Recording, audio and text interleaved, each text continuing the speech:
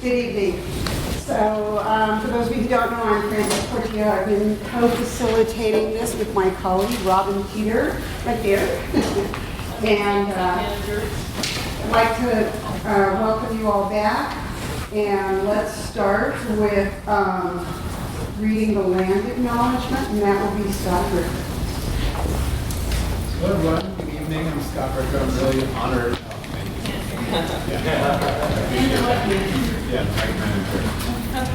Can I say two? Testing. 1, 2, 3. Great. Scott Ricker. I'm really honored to be reading land acknowledgement tonight for tonight's meeting.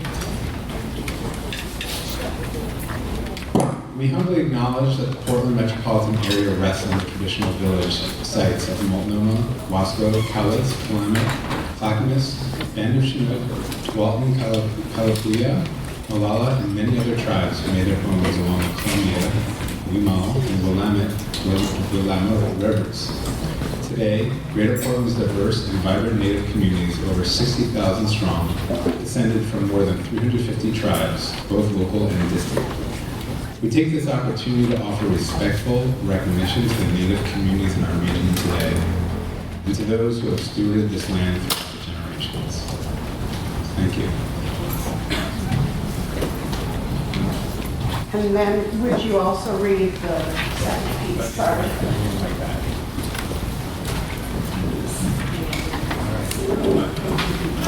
And I've been asked to, what's the official title? Presiding officer. The presiding officer for the meeting tonight. So as of that, I guess I get to be the heavy. So when providing testimony, please state your name for the record and disclose if you are a lobbyist or represent an organization. No person shall engage in activity that disrupts or interferes with the normal operation of this meeting. Disruptive conduct, such as shouting or interrupting testimony, will not be allowed. If there are disruptions, a warning will be given that further disruption may result in the person being ejected for up to 24 hours. The director of OMF may also issue an additional exclusion for up to 1 year for city property if it exists, if it persists. Thank you. Thank you. So that's the official comment. I'd like to start today. As you can see, we have a lot of very caring community members today with us.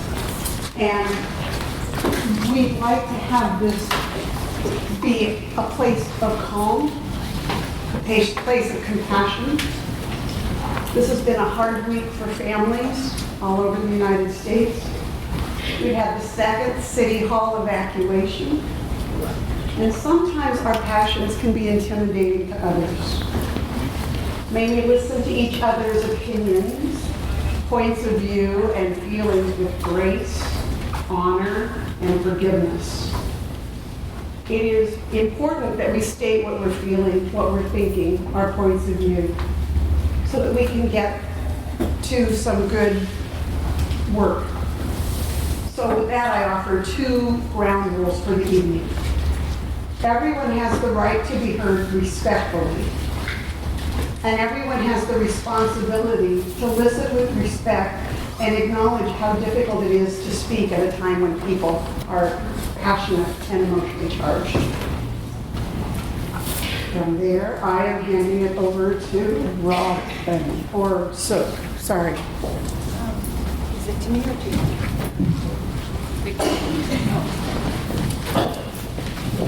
It's your speaking. Good evening, everyone. It's always good to be with you. I'm Sook Reed. I serve as the Director of the Office of Community and Civic Life.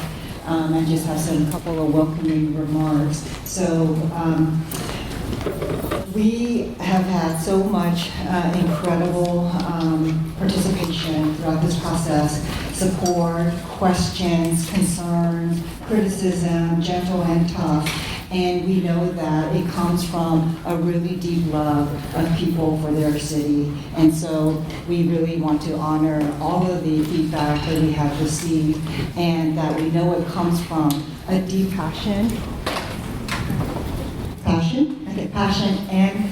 and love for the city. And when we're in a room of of people who love the city of Portland and communities, we are in good company. And so thank you for being with us here tonight. Part of the feedback and the criticisms and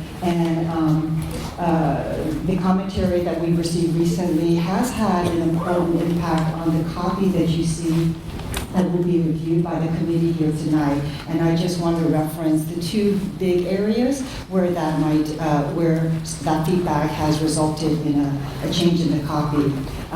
We will talk about that tonight. The first one is actually a section called .060, and it talks about recognition for the purposes of being referenced in other parts of city code, recognized organizations. I don't know if I got the title exactly right, but you can read it on your copy in front of you.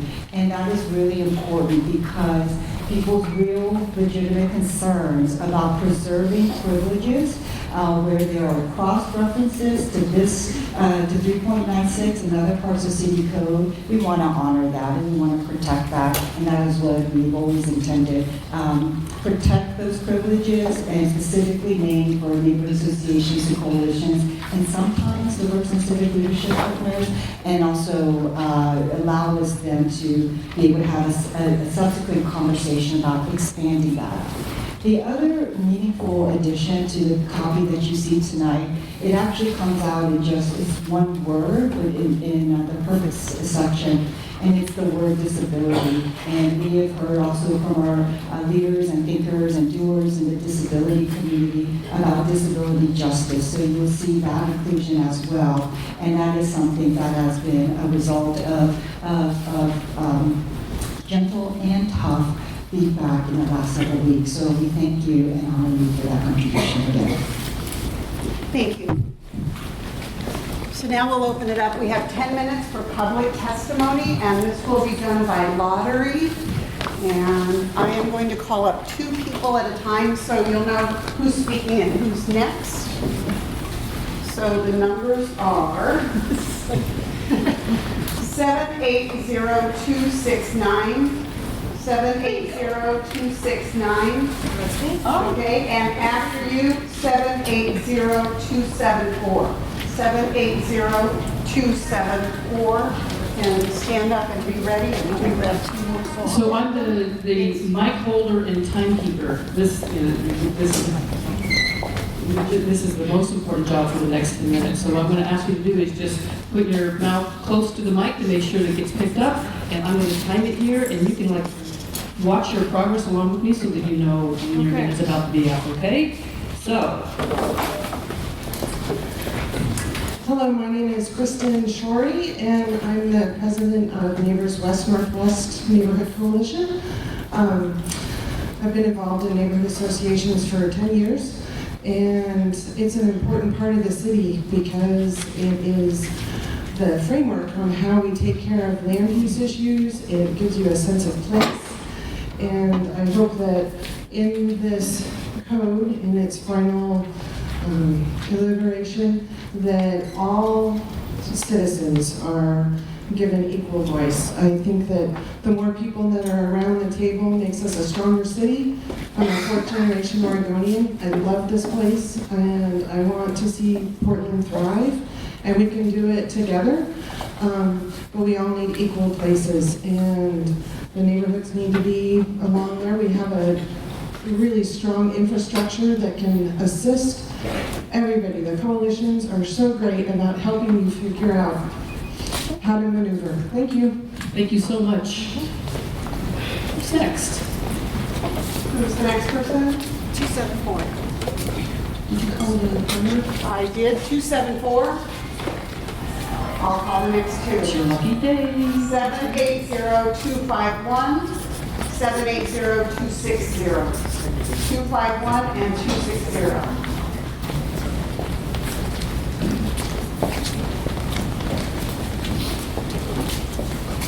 In no particular order. All right, I'm going to... Was she pretty? Okay. How about that? Put your mouth near it so that... All right. Yeah. Hello, my name is Crystal Brim. I've been an active participant in neighborhood associations for many years. Most recently, a year ago, I joined the board of my local neighborhood association. I live in the Hawthorne district, and it became immediately clear that some things are broken and need to be fixed.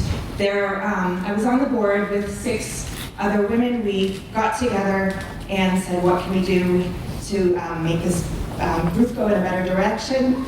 We did what we could, and in the end, the 6 of us, along with, I believe, 5 of our other allies on the board, needed to step down. So after we weren't able to finish our term, the 11 of us stepped down, leaving 2 longtime members of the Neighborhood Association on the board. There's a lot of potential for neighborhood associations to make a positive difference, but something needs to change. Well done, thank you. That was impressive. All right, sir, you're up. Here's your clock. My name is Mike Lindman. I live in southwest Portland. I am a member of the Maplewood Neighborhood Association. Can you hear me better now? Yeah. Okay. Thank you. Thank you for my 60 seconds of public comment. Needless to say, I understand that this committee, and it is nothing of your doing, has been working tirelessly to try to help better so that we have better access to everybody to public comment and influence within the city. My concern is getting rid of the influence of the neighborhood association is going to be detrimental to that actual effect. Instead of bringing more people in, you're actually taking one of the few areas in which we do have delineated, defined contribution that must be required to the city and getting rid of that. And it's being replaced with new language that just came up literally within the last couple of days that says, trust who's in charge. Because that's basically what it says. It's up to the director who's in charge. Now, I'm certain that our current director is a lovely person, but depending on who it is in the future, you don't know that. So to get rid of all definition, I think is incredibly concerning and short-sighted. Thank you so much. Thank you. Calling the next 2. 780-272, 780-249. 249.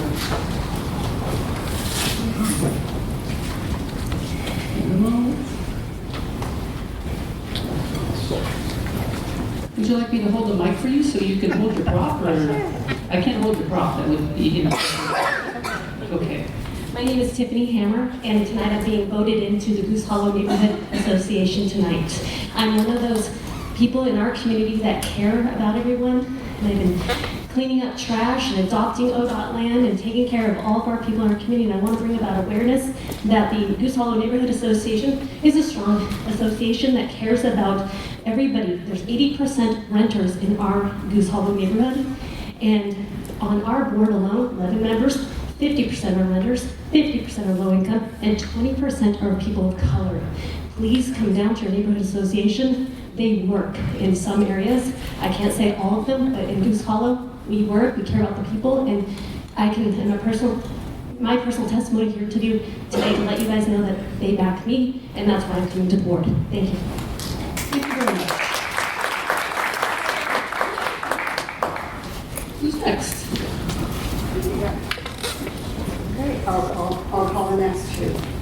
780-242, 242, and 780-264, 264.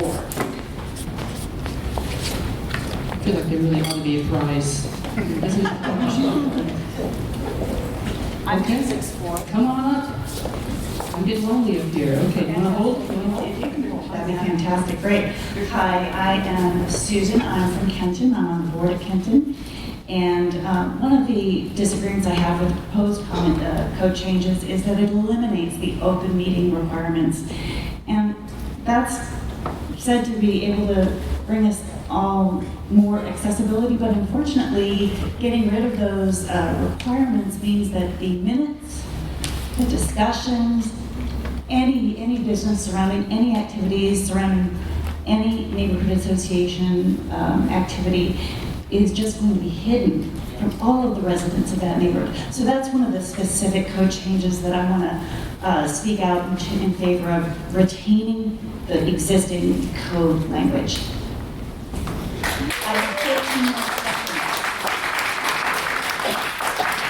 I want to bring community-based organizations up with neighborhood association standards so that we are all represented with a strong voice. Hi. Thank you. Thank you, Sarah. Who's next? I'll do the next two.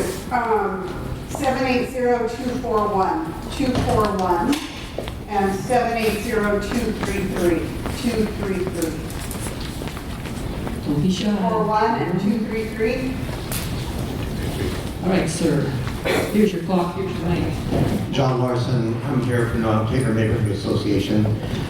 What we're really asking for you to do is to, I'd like to echo the person who was just speaking, who said, let's bring everybody up instead of pitting us against each other, pitting the neighborhood association against community groups, to actually bring the community groups up. I heard on the radio today that the neighborhood associations are considered not to be representative because of a poll that was taken. But the fact is that we are there for people. They don't necessarily even know that we exist. We're volunteers. They come to us when they have a problem, when they have a drug house next door, when they have a problem with traffic, when they have certain kinds of difficulties. Then they come to the neighborhood association and ask for our help. They may never know that they're being represented by us, but they are represented by us. We look out for everybody in our neighborhood, and in a number of ways, we look out for everybody in the city. So keep the neighborhood association system intact and add to it instead of subtracting from it. And thank you very much. Thank you. Thank you for coming. Thank you We're averaging every other one. Okay, next two numbers, 780-256, 256. 780. Did you change your mind? Was it something I said? 236, 780-236.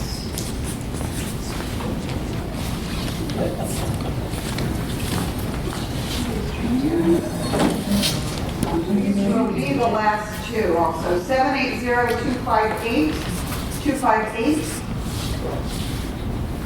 246, 258, and 780-246. I'm going to draw one more. Oh, we got no? Let me get one more until we've got them. These will be the last two. 255, 255. You are 255? Did we hear 255? Yes. Oh, all right. Okay, We got her. Excellent. My phone will just leave. Last two. All right, sir, I'm going to dangle this in front of you so you know how much time you have left. I got 1 minute. 1 minute. I live in the Concordia neighborhood, and I just want to say that I'm very much in favor of keeping the strength of the neighborhoods, the neighborhood associations. I worked for the city for 25 years. I worked for the city for 25 years, and I had a lot of dealings with the public. I was with the infamous parking enforcement.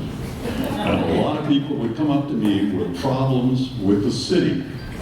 And I would always tell them, if you go to the city council, they're going to look at you like they look at me. I'm just this gray-beard, wacko guy. But if you really want to get things done, you take it to your neighborhood association because they represent a big voting block. And I can tell you projects that have been in town that I've recommended them doing that have been completed. And they would have never been done if the person had gone up on his own. So I'm all in favor of keeping the strength in the neighborhood association. I've had a tender to go through. Thank you. Thank you for coming. And last but certainly not least. Okay. Thank you for taking these testimonies. My name is Anna Weitzer. I'm very new to the neighborhood associations, but I have very positive experiences with it. And I am very concerned about the suggested code changes for a few reasons. And it's not so much talking about the structure of neighborhood associations or integrating others. I think my real problem with that is that it is a language of intent, a language of should. There is no standards defined that anyone on the table who will be joining or not joining is held accountable to. The city is not accountable for anything. There's no structure of recognition defined, and I think that's very problematic for a democratic system. And I think how it's laid out right now, it's a very autocratic suggestion, and I really think that's the wrong way to go.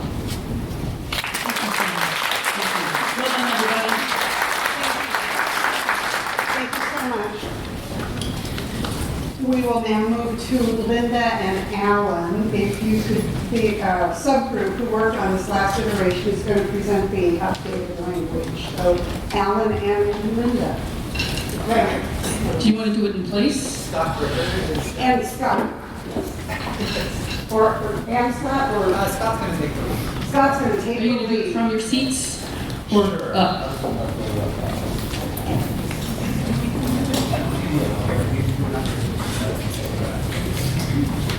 Hey everyone, again, Scott Ricker. So at the main meeting, we had some robust conversation about text, and it was there was, I think, a lot of general agreement on the direction of where we wanted to go, but there was a bunch of language that needed to be written or tweaked.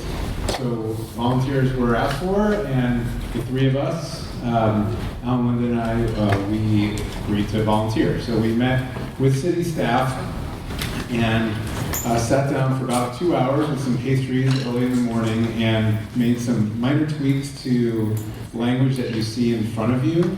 I want to acknowledge that this did not include the last part, the 060. It was just the sections leading up to that. So we are given a slight update, and I want to make sure that this is accurate, so please do correct me if I'm wrong. A slight update going into that meeting. We made some recommended suggestions, and then that came out with the language that we have in front of you, not including the 060. Is that procedurally what you recall? Okay, is there anything else that you guys want to Just briefly, we did not get into too many substantive changes, but there were some things that I could talk about. So there was an interest in honoring generations and understanding that people across generations, including younger people and older people, should all be included. Some language first introduced around all ages and abilities as well, to try and kind of level a little bit of this ability, specific language. There were some questions as well about whether there were always iterative processes that were going to be adhered to, and we wanted to insert some language that would allow for one-off kind of changes, one-off kind of input into city government processes around civic engagement as well. We did a lot of wordsmithing, commas, hyphens. Oxford commas are still something I think we need a little bit more of, but that's on me. And other than that, we really were trying to tighten the document up. I don't think that we made major changes from what the committee itself had proposed. And we just might want to remind people that the original draft language emerged from many evenings spent with lots of white paper and magic markers, and staff pulled that first round of things together, trying to collect all those great ideas into a fairly succinct form, and then that's the draft that we were working from.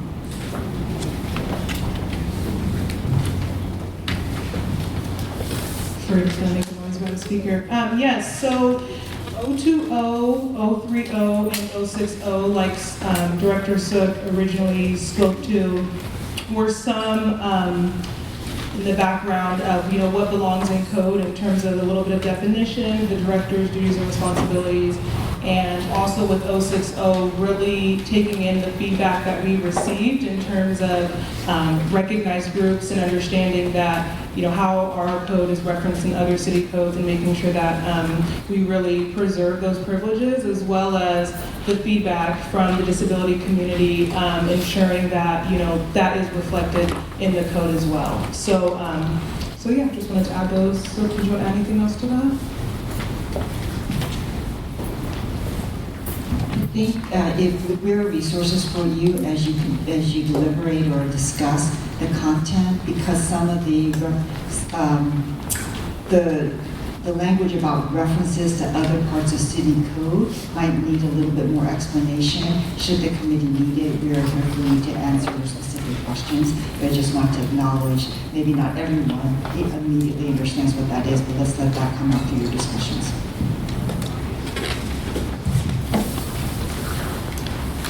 Okay, so, it's on, right? So, this next part, you were asked to read this, the updated language that was emailed to you, and to come up with things that you're proudest of in this, things that you want in it, and things that you're still struggling with. The second question, what you're struggling with, we would ask that you talk about things that are substantive, if it's grammar, if it's something like that, that's not as important as things that we're struggling about that really are with change this.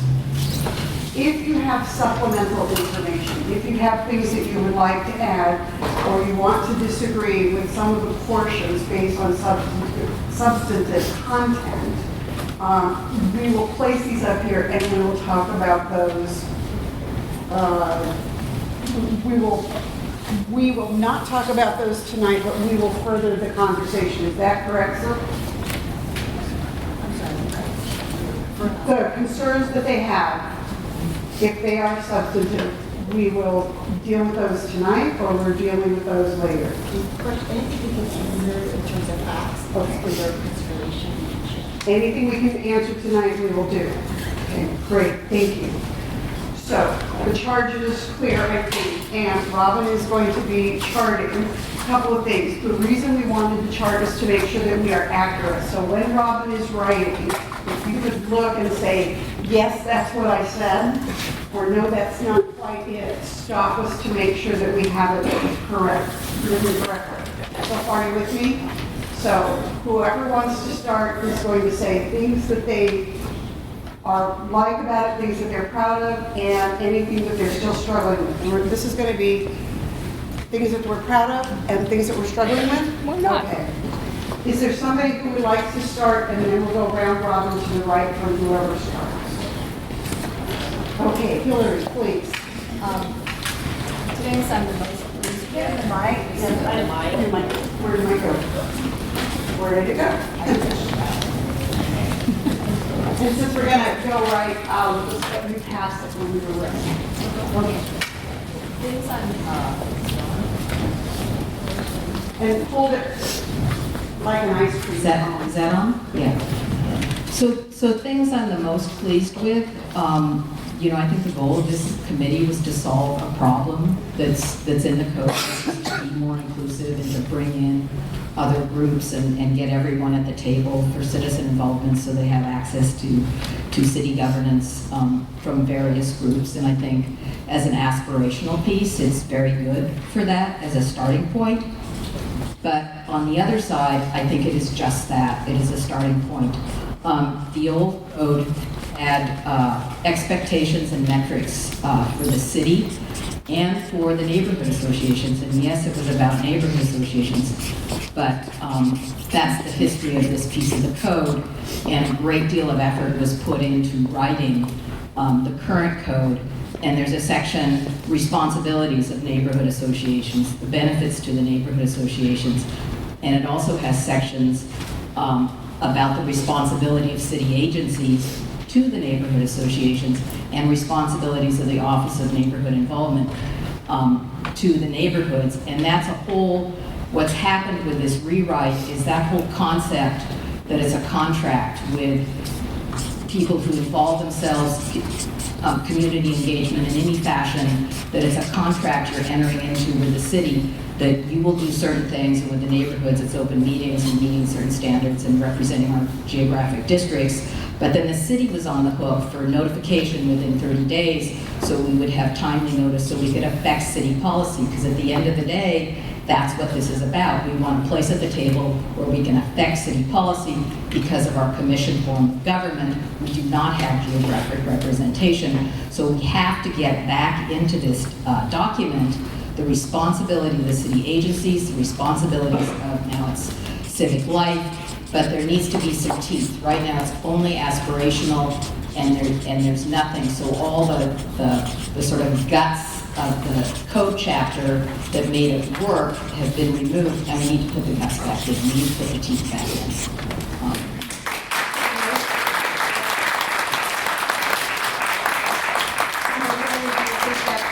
I'm sure you can't read it. It's distance in my handwriting, but I have. It's just a starting point. And the concept of a contract is missing now. Responsibilities is missing teeth. And I will cite the old code chapters, and I can read them for you if that's helpful, but I think it's important. Let me just make a note that a reference to the old code chapters. Okay, if you want to do it that way, but I think, because it dictates the responsibility of the city agencies and the responsibility of Office of Neighbor, ONI, and now it's civic life. So it goes both ways. Standards with the open meetings, and then responsibilities of government to be responsive. And that's captured up here now? Keywords, responsibilities, standards, and a reference to the old code chapters. Okay. I'll remember. You know what you need. And as we go, if somebody's already said it, you could just say, put a star by that one so that we know that we have more people agreeing on different parts. So if we're going to pass it to the right, for you, just say, yes, things that you're proud of and, sorry, I turned it off, and concerned. You kind of got me off guard. I wasn't planning to speak soon. What the word, the language itself, it's what's attracting more than anything else. This inclusivity of organizations of people that at least advocate personally of the newcomers in town. That's what I'm more attracted to it, and I'd like to see more of that detail out and explain how they can benefit in the future in much more detail. That's what language is. Is this captured up there for you? I would reference specific parts of the code. So 3.96.010, sections C and D. I'm most proud of the language in there. I think that's rather specific and bold language around inclusion, both racially, disability-wise, social justice, otherwise. Also in section D of that same section, I'm proud that the code actually references the colonialistic origins of Portland. I think that's really important because there's no way to move forward without recognizing that history. The thing that I feel like we could do better on, I don't know that we've really done a good job of explaining the on-ramp or the format that new organizations or newly recognized organizations have to actually coming to the city and engaging with the city. So I'm not really sure how we would create that on-ramp, but maybe we can do some work around detailing what that might look like. Is it captured up there? I'll let you know in a minute. Really? Unsure about what the on-ramp is for newly formed or forming organizations? I would amend newly formed to just newly recognized. Newly recognized, thank you. Danny. I would just put a star by what Kristen said about what she's proud of, the C and D in that first section. And I think what I'm still struggling with, I feel like we could do a better job of sort of applying a lens to this, of really making sure that all of this feels really readable and easily understood, and wanting to have code language, particularly for this particular bureau, that is, plain language, easily understood by the public, and you read it and you know what it means. And I think there are a few places where just some of the language construction and the words we use, I think it's still a little hard to understand. Okay, and is it captured up here? Could do a better job of creating a lens that affords plain, easily understood language. Heather. Excuse me. I would reiterate in section .010 what Kristen and Danny said, but I would add to that things that I'm proud of. The future focus that this code has in really trying to set this bureau up to respond to the evolving needs and changes that the city is going to go through. And then things I think we could continue to work on is the relationship between the code and administrative rules, which might get in more depth with some of the best practices or the voluntary guidelines or other things that we would be encouraging organizations, recognized organizations to do. As noted in .040D. Is it captured here? The relationship between the code, do a better job at the relationship between the code and administrative rules. For example, best practices, etc. Reference to 0.4. Yep, for and D. you have the future focus. I did. I have the future focus to respond to evolving needs. It's in green. Good. Please star the responsibility that Hillary raised and star section D that Kristen and Yanni raised.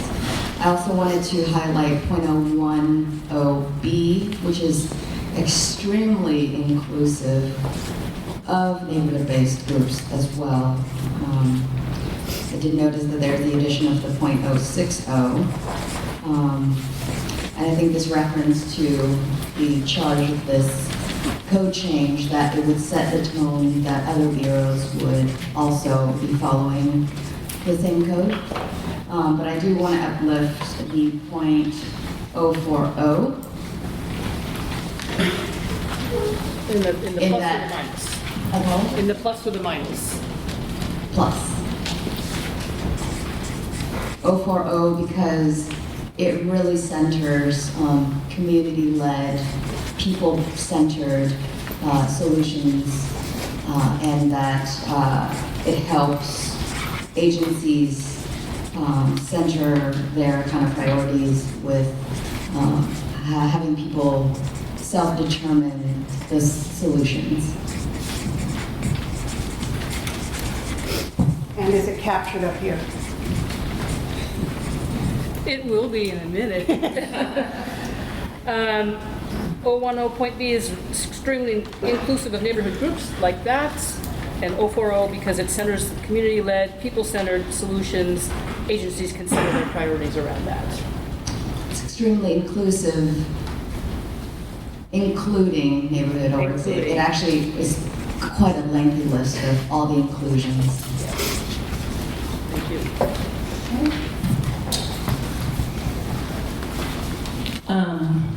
Things that I'm proud of, or what I want to say here is I'm glad that we all came together and actually see that we want to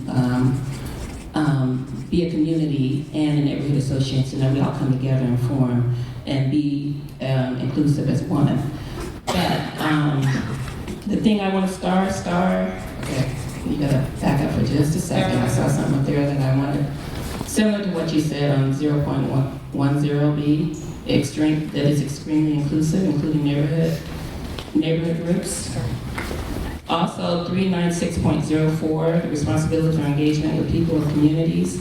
Connecting people and communities together, that's my biggest thing. With the government, facilitating exchanges through programs and partnerships. That we all come together and be inclusive and come together as one on that. The thing that I do want to see that we need to work on also too is what we do better, start that one. A better job of capturing, creating the lens. Right there. Is it captured up? Yes. I'm really proud of this group of people coming together. This is an amazingly thoughtful group of people. And so I've got a lot of stars I want to put on here. There are really good words said. The inclusivity of the entire document, I'll just say that first, inclusivity. I think that that's really the most important thing to me about this whole effort, is that we work to bring people in And so that really matters to me. And I also, to say something that's not on the list, I want to point out the piece on here, it was 5.0, the responsibilities of engagement for the city bureaus and government partners. I'd like to see this list of how this office can work to make the rest of the city, because it's still on plus side, the rest of the city with a more inclusive way of operating, because one office can't do all the inclusive work for the whole city. And I also am really glad to see that last piece, the 060, because I really was moved by some of the things that were said last time and the things this time, and how it really does take a moment to recognize the neighborhoods and the work that they have done, and that is about bringing more people to the table, not pushing some people out so new people can come in. And as far as the negative, I think the teeth thing, I think we need to have more concrete steps as to how we get to this aspiration we are creating here. Is it captured up there? Yeah.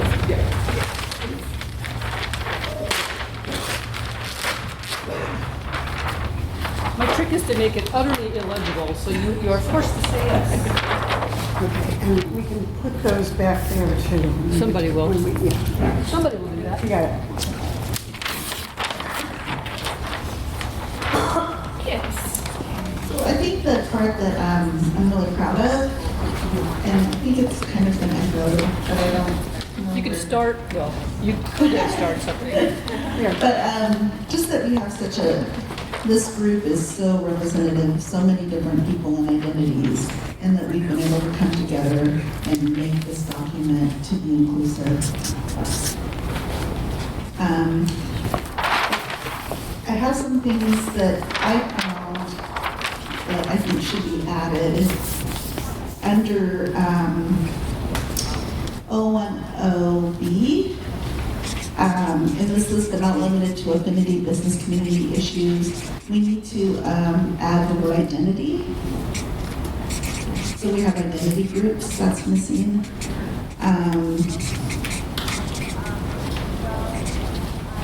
In C, right underneath that, disability needs to be capitalized. That's not grammar. That's about acknowledging disability as culture and not a medical issue.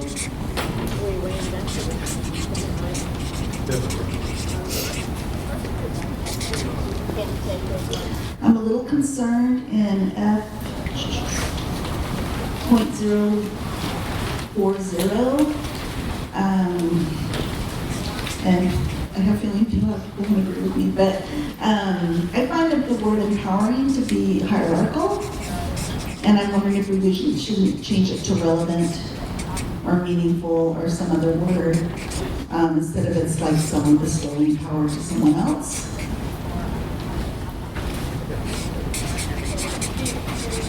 I'm not going to do that one. I got a little carried away. I'm thinking, well, that's grammar. And then on H, I think it's in that same area, we need to add lived before experiences, because lived experience is a critical piece. It is different than just experiences. There's another empowering later on 050 in C. And that's what I have. I'm a language person, so. I was going to say, you're like a librarian or something, aren't you? All right, so tell me if I got this okay. These are things that you would like to be added or words that are substituted. So the word identity to identity groups, add that as a group. Well, there's no identity there at all, but added as a group. Added as a group. Capitalize disability, it matters. Maybe substitute the word empowering for a different word like relevance, etc. And add live before the word experiences in whatever line that's in, an H. Thank you. I think the thing that I'm proud of are already here. So would you like to start? The 040, And then the 010, basically like, yeah, that one. And then how we all came together to create this draft. And I think something that I'm concerned about is like what's going to happen next and what are the actions in protecting and honoring these identities that we're trying to seek out. And then also the last three that person next to me. The last three? Yeah. Basically. And what will happen next in protecting and honoring the groups that are being talked about here, listed?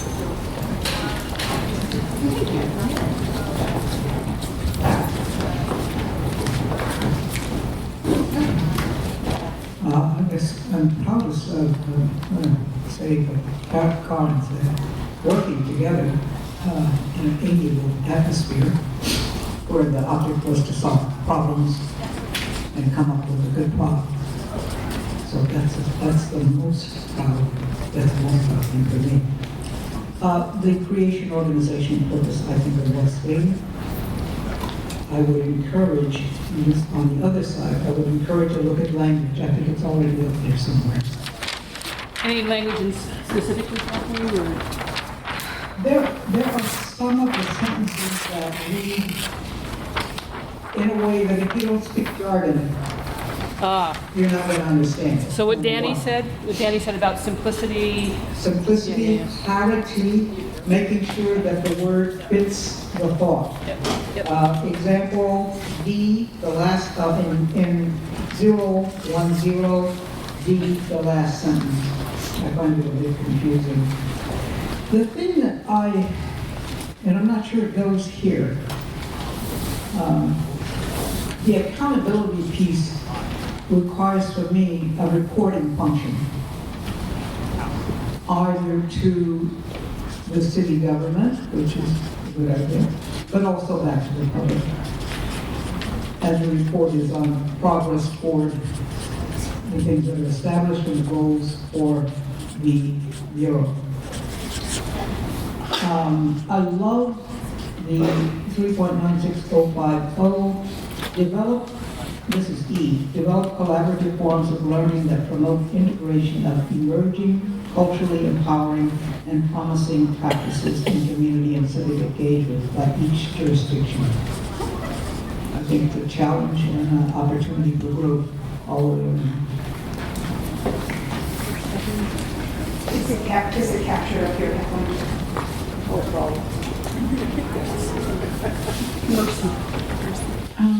So again, I too would agree with the 3.96010, the C and D, especially as we talk about the intergenerational pieces. I appreciate that we had youth voice here and that we made sure that that was an important part. I'm proud that we've been able to call out white supremacy and economic exploitation, recognition, here in the city and in a city code. The striving for self-determination piece was big for me. I think what I heard tonight, I cringed several times when I heard people say, oh, we're going to bring them up with us. And so there was this sense of, like, there's a hierarchy and we're up here and we need to bring other people up to us, that, that those other people are at a lower level. I heard several people say we speak for them, we speak for the whole city. And this self-determination piece says that those folks can speak for themselves, and that we're giving them that opportunity, that we don't have to have someone else do that for us. And so those are the things that I'm most proud of, that we'll have those opportunities for folks to determine what they need and want and speak up. And was it captured here? I can't see that one. Oh, you're proud that you were able to call out economic and cultural exploitation, and you like the self-determination piece. And then I starred the piece around the language and inclusiveness of youth and groups like that. I also am having trouble seeing it, so I'm just going to trust that you all find it there. There's a lot of trust but there. Crowdsourcing. So I'm just trying to ground myself again in the purpose of the document and appreciate all of the comments that have been made. I think for me, this code really defines and directs what the Bureau is supposed to be doing. And the fact that this has been in place since 1974 is concerning. So I'm very proud of the fact that we are finally updating this code that is way outdated. Very proud of the inclusive language. I know I heard that many times. I feel like it's really grounded itself in equity. I just, again, want to start what folks were saying around highlighting in 010 C and D. I feel like that's really powerful language, and it's really courageous for the Bureau to be including that in the language. I also agree that 040 is appropriate in terms of how it's defining partnership and capacity building. I feel like, again, that goes to what I feel like the Bureau should be doing in uplifting communities is actually investing in communities and not trying to create extensions of government. That's the collaboration that we want to see in the city. Some of the concerns I still have actually go back to 060 in that I feel like actually naming specific entities actually makes it less inclusive, especially in a code context. It begs the question of who is not on this list and what does the list actually mean? And so I still have less clarity around that, but I understand where it's coming from. I think when you go beyond partnership language and actually starting to name entities and outline the function of those entities, it becomes an extension of government, which is a different thing than community partnerships. So I think 060 I still have a lot of questions about, and I had those questions before I came to this meeting, but appreciate all of the comments that were made today and the work of this committee. Thank you. I would say I'm most proud, and just go ahead and start section that says inclusivity of language, specifically in respect to 010 Clause C. Based off my lived experience as an African American male in the city, I would say that many of the people of color that have come across in the city don't feel empowered to have a voice in the city, let alone the neighborhoods that they live in. And that can't stand, especially for a city who strives to be inclusive and feels though everyone has a seat at the table and voices at that table. So, and with that, as far as drawbacks I would have, it would probably just be the detail of language.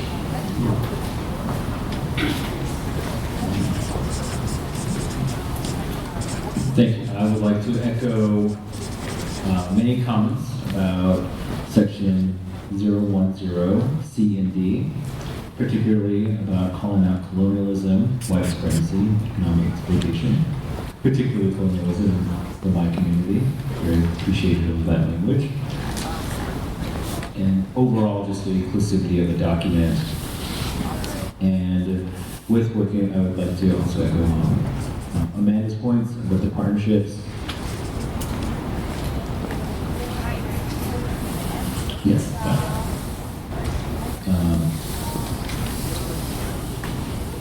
I also wonder, and this is just more of a question, if it belongs in code, thinking about community, or what's the role of the Bureau to engage the community volunteering on the example of the back, the advisory committees, or where communities input lies with the direction of the Bureau. How that's, or what's the access points that are going to be set in there. I don't know if that's at the code level or if that goes on in some other place. I also have said in the past, and will say again, how much I value this group of people and what a great learning experience it has been for me to be part of it. I could probably star the things that people have already said, and given we have ground to cover, I'll be briefer. I certainly am also very pleased about section 040 in terms of the responsibilities for engagement with people and community. Having worked on this document, I do feel a little bit like we're perhaps redundant in places because we were trying to capture so many ideas from so many meetings in what we were putting down. In the section 050, I'm especially pleased with point A, where we're committing to looking at and analyzing who benefits and who's burdened by the policies and the decision making that we do. think we've not been so clear about that. Sometimes, not from lack of trying, and some other times just being oblivious to the importance of that. My problem with the document still is section 060. I feel like I'm still not clear if we're creating a system that is bringing more resources into central government and working with people that come to it, or if we're taking resources and pushing them out into nonprofits and other groups that will be doing the work of engaging. And I can't tell from this language kind of which philosophy is there.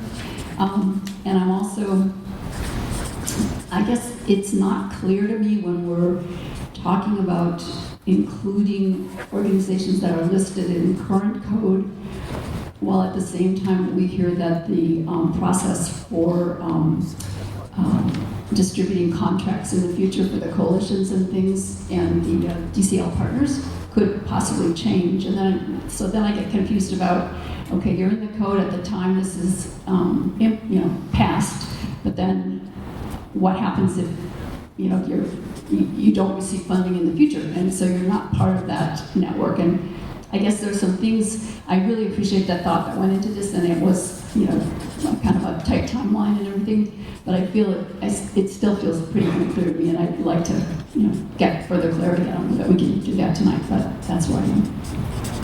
So Linda, you're unclear about whether that last section is, implies that more resources will be going to the central city to distribute it, or will they be government or right, pushed out to the community to do the work that we're describing here that we want to see happen? Got it. And then the second one, you're unclear about if organizations were previously listed, they've gotten funding. Listed in code now. In code now, okay. Code now. But if they don't get funding in a future funding round, it just seems like there's some things that, when I sit with this, I try and talk about this, I try to imagine specific situations and try it on precise. Got it. How does that impact your staff? I try to imagine specific situations and try it on precise. And so, and I may have overthought it, but I kept getting sort of stuck in terms of what some of the things meant, so. Got it. I know exactly what this means. Good. I don't have my distance glasses on, so I'm. You wouldn't be able to read it anyway, Chelsea, but I'd be happy to translate. So I'll skip over the stars and the support, but inclusivity at its heart is really what we've been doing here and talking about. A couple things I think that I've learned from the group that are important, and I think maybe this is broader than just the group here. One is change is constant, right?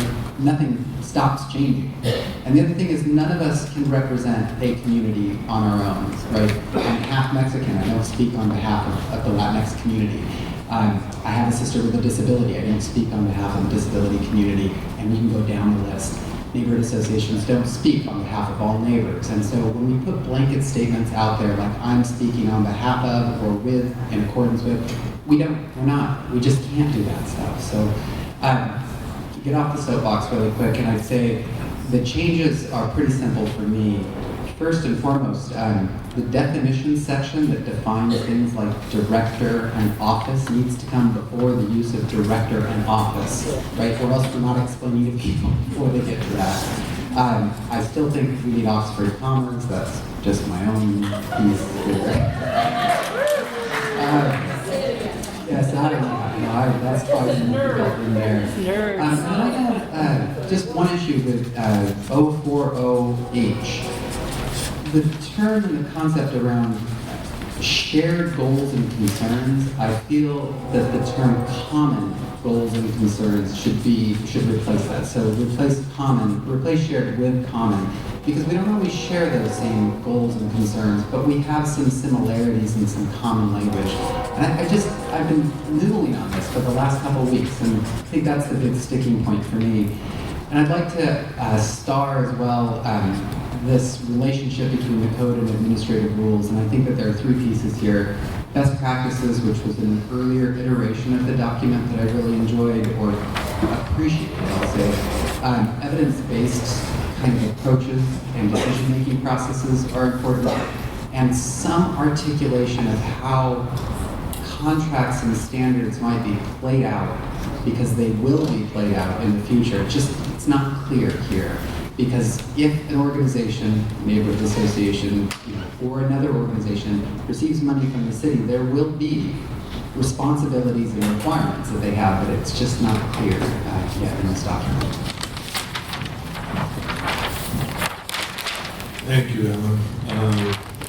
On behalf of the African American community and the white community, both of which I am descended from, I really embrace 0.010 BCND, but particularly CND. In 3.96.040, both in section B, subsection B and G, I have particularly appreciated the language about equitable distribution of public resources. And in G, they talked about communities by balancing needs and public resources through ongoing assessment. So I embrace the fact that they're looking after our collective resources when maybe some of the earlier code didn't respond to our collective need and our collective usage and our collective resource. Some of the things I dislike, I would like to see slightly less throughout the document, aspirational language and some more direct stuff. Like there were things that I heard at the last meeting about loopholes around fee waivers and how some neighborhood associations use it as a vehicle to advance particular folks in the neighborhood as opposed to using it for the public good. So I would want to see how many loopholes and explicit disincentives we could put for fee waivers and not just the fee waivers. I listened throughout many of these sessions about people who said they worked for 10 years or 20 years or 30 years or even 40 years. At the last session I heard where they were part of the neighborhood association for that long. And to me, I would like to see something in the sense of term limits, because if you think about that statement, to me, if you've been in your neighborhood association for 40 years, that seems to me the definition of non-inclusivity. So I would like to see something. I would just like to see something that addresses a truly inclusive and vibrant, and to Alan's point, ever-changing neighborhood association, as well as these other organizations that they're talking about, including in this document, should be in motion. So that's what it is. And do you want to read back to see? No, but I will.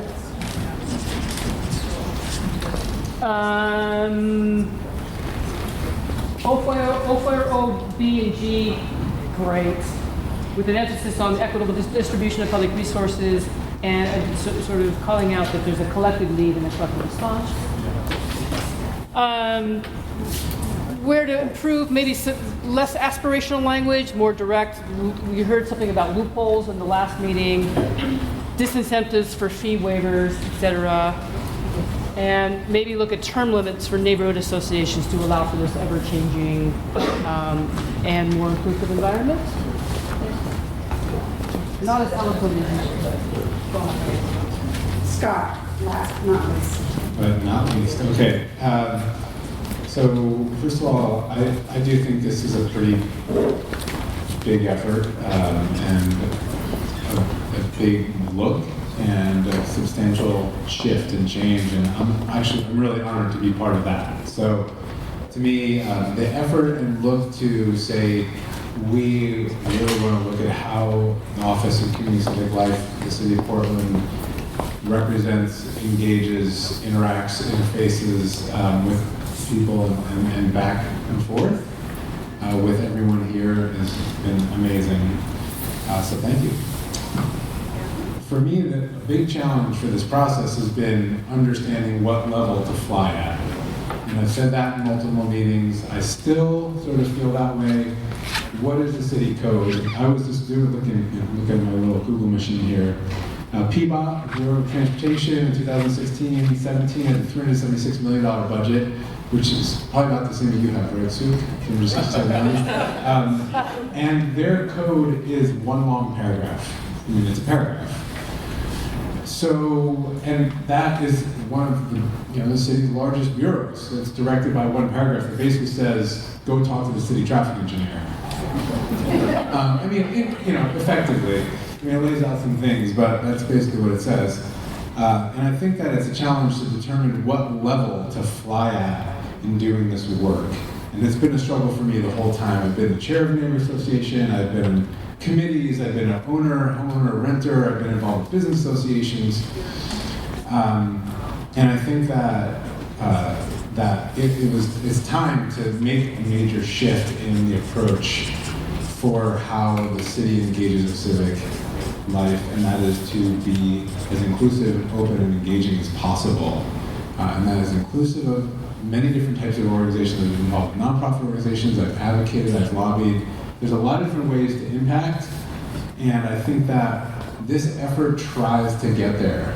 It may not be perfect, but I think that it really aims to acknowledge history and say we have an open door approach.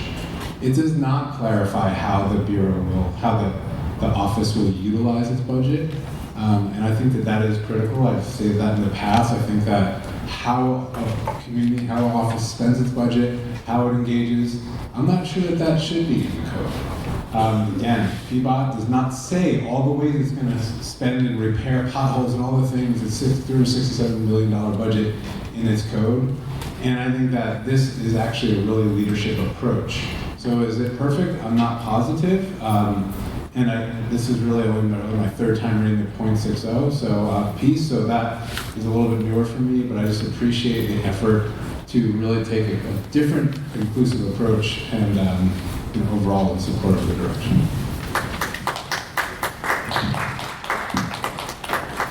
Sometimes when you go first, you have ideas, this comes back around, so. My apologies, last time I was a little bit not quite ready when I was being asked to. First of all, I'd like to thank for all the team that's been involved in this code changes. We've been in quite a time. Sometimes we disagree with stuff, sometimes we agree with stuff. I'm glad that we came to this point.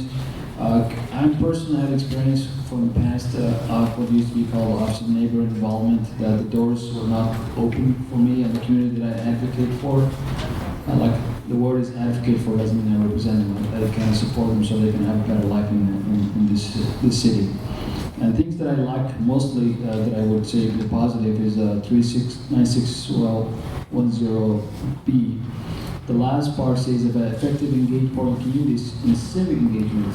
It says communities, it doesn't say communities, which means we have even though we inclusively live in this city, we have different communities and different needs, and to deliver more just and equitable outcomes. The one I also would really like about to seek out, which is 396040, letter C, seek out and learn from engaging a diverse range of communities, partners to support and implement community responsive practices of civic engagement. The one that I also like is to also redirect resources, which is 396050, to reduce systematic barriers to community and civic engagement. That is my lived experience. That was a systematic barrier that I could not get into the existing, what used to be only, as I tried when we started the new organization back in 2011. One thing that I also would like to, and I kind of want to disagree in a different aspect of it, is 396050E talks about develop a collaborative forum of learning and promote integration of emerging cultural empowerment. That means a lot to the community that's newcomers who feels like they're not quite kind of like outsiders, as the mayor had described in the community that lives on the fringes of our city. And to culturally empower them, seeing that you can be different, but you're still equal to everybody else, I think means a lot. So that's I think that's how I understood it. That's what I use that term. It doesn't mean you're getting better with somebody else. You just feel like where you think you are actually better and equal to everybody else. So these are the positive things I'd like to add. Thank you. Thank you. I have two missing. Right, and Sabrina's going to do that now. Go ahead, then I'll ask the question. So two of your committee members who could not be here, Taji and Rabbi Deb, emailed me and they wanted me to just share some of their thoughts. Taji's out of the country, so I'm surprised he took the time, but he did. Purpose. He says, I remember a discussion happening earlier in the year around this topic, but the term equitable and outcome seems prominent, but they aren't defined, as such definitions presumed. Definitions, what happened to the resolution for OEHR to implement not only racial justice, but also disability justice in accordance with ADA. I received this before we added in disabilities, just FYI. And functions, I'm slightly worried that a theme throughout the functions is vague language that leaves a double-edged sword of accountability, but also allowance of loopholes and lack of actual action. I don't know if that is a concern. I don't share with anyone else, and maybe it has to be this broad, but just an initial thought. Some examples, they say ABC, but I don't think those are the right bullets. But the first example is engage a diverse range of community partners to support their community responsive practices for civic engagement. The second example is culturally empowering, data informed and promising practices for community and civic engagement. And the last example is collaborate with community wisdom, knowledge, experiences, and public resources to create efficiencies and effectiveness that bring communities together. I wrote literally none of that down. It's all good. I have it. Thank you. So. And then Rabbi Deb said that she's sorry that she won't be able to join you all. We're reading the updated language today. She says, please count me in as 100% in support of the language revised in June. Blessings to you, Deb. So just enough for the group. Thank you. Anybody else? What final word can you give down? Just a point of clarification, actually based on Taji's recommendation or points, the resolutions have all been stripped from here. Is there a reason for that? I think maybe it's code related, but could somebody clarify? Yes. That was one of my points I was supposed to make. So the resolutions will now be incorporated in the ordinance, and so it's really just a matter of where they belong. They're still in, they just, I guess the best place isn't to put them within the city code, but they will be within the ordinance if the city code is going through. So the resolutions are still there. So yeah. Anybody else? And they're also in the FAQ, just FYI, the ones that we're referencing. Which is great. So I just want to make a clarification, since Taji also mentioned disability justice. Disability justice is a very specific thing. Disability and social justice, they're not the same. So disability justice is a movement that is happening in our country right now that's led by queer and Black and people of color. And it's very specific definitions, it's very specific of who is leading that movement. It's a very specific thing. So just as another point, like, if that's what people are asking to be in there, that would be different than just saying disability, racial disability, and social justice. They're two different things. And I just want to point that out. Thank you. Anybody else? Any comments before we move on to the next? Oh, yes. Clarifying question. On point 101, how inclusive section paragraph B is, and spelling out the neighborhood-based groups are called out there. Question to staff is that, would it change whether or not we are asked to include point 6.06? Are there any groups that are listed on .06 that is not already included in paragraph B of .01? This .06 is a little bit confusing because, a very instructive part is recognized organizations referenced in other city code. And this part of the 3.96 is for the purposes of recognizing those groups in other city code. So in other city code, it says specifically neighborhood associations, coalitions, and maybe in one place it says diverse and civic leadership program, but that's why here it's referring to, in the rest of the code, and throughout the city, those are the only three named, because those are the only three named previously, right? So this part of the code sort of reflects, not sort of, absolutely reflects what is.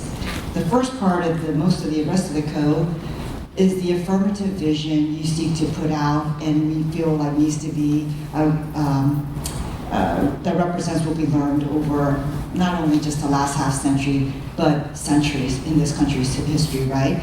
But for the purposes of recognizing groups as identified in other city code, it's limited. They only say these three things. So that's why, I know, does that make sense? I may have to speak it, draw a picture or make it even more clear. And I asked that clarifying question because, to highlight Amanda's point earlier, we have an incredibly inclusive director on staff, but less 20 years, 30 years from now, we have a dictatorial director, right, who decides a very finite, constricted list. That's why I'm asking the clarifying question. Thank you. Heather, on that same point, because I think there was a code change that went in last year that added business district associations as well. So if the purpose of this section is to really do the first two lines of this, which is to recognize organizations as identified in other sections of city code, or actually even just the first line of it, I'm wondering, do we need to, one, have the rest of the language about a list, and two, do we need to call out specific entities, or can we simply say any other organizations in city code? Which would be my recommendation. Okay, because I think you're right. It does say in some places business districts, but all the three types of organizations that our code has pointed to for the purposes of other parts of code has only been those three. So better language you're suggesting is just to say, what was that better language? Just the first line, for the purposes of recognizing organizations as identified in other sections of city code, period. Instead of having to have the rest of this, because if those entities are already recognized and we've called out, if they're already recognized in other parts of code, I'm wondering if we need all of this language. There needs to be a reference, so that because code refers to each other, there needs to be some reference in this code that refers back to them. And then, and also, I was, let's let Kristen speak, and then I'll speak to what that list is that gets presented with this ordinance. You may answer my list question in a minute, but I feel like it's somewhat redundant, and the first line of 060 could actually become part of 010 point B. You know, it could be after across generations in Oxford comma that lists that. It's already quite a long sentence, but it feels like we're already listing groups there, and we could also say, and everyone else that's already recognized, right? And I share Amanda's concern about, and I believe, if I'm understanding Chi's concern, the concept of keeping a list of recognized organizations feels problematic and easily misinterpreted. So the next set of keywords is legal review. Legal review, legal review. So these comments that could be integrated in 010, we'll take them and we're going to take it back for legal review, which is what we've been doing all along. And every time we make an Oxford comma change, it does change the meaning, and we take it back. So know that there'll be another continuing level of legal review. And if it could be addressed the way you're talking about it, or as Heather has suggested, those are great options for us to capture. And then, yes, I think what this 060, what's important to this is that the rest of the document allows us to move forward.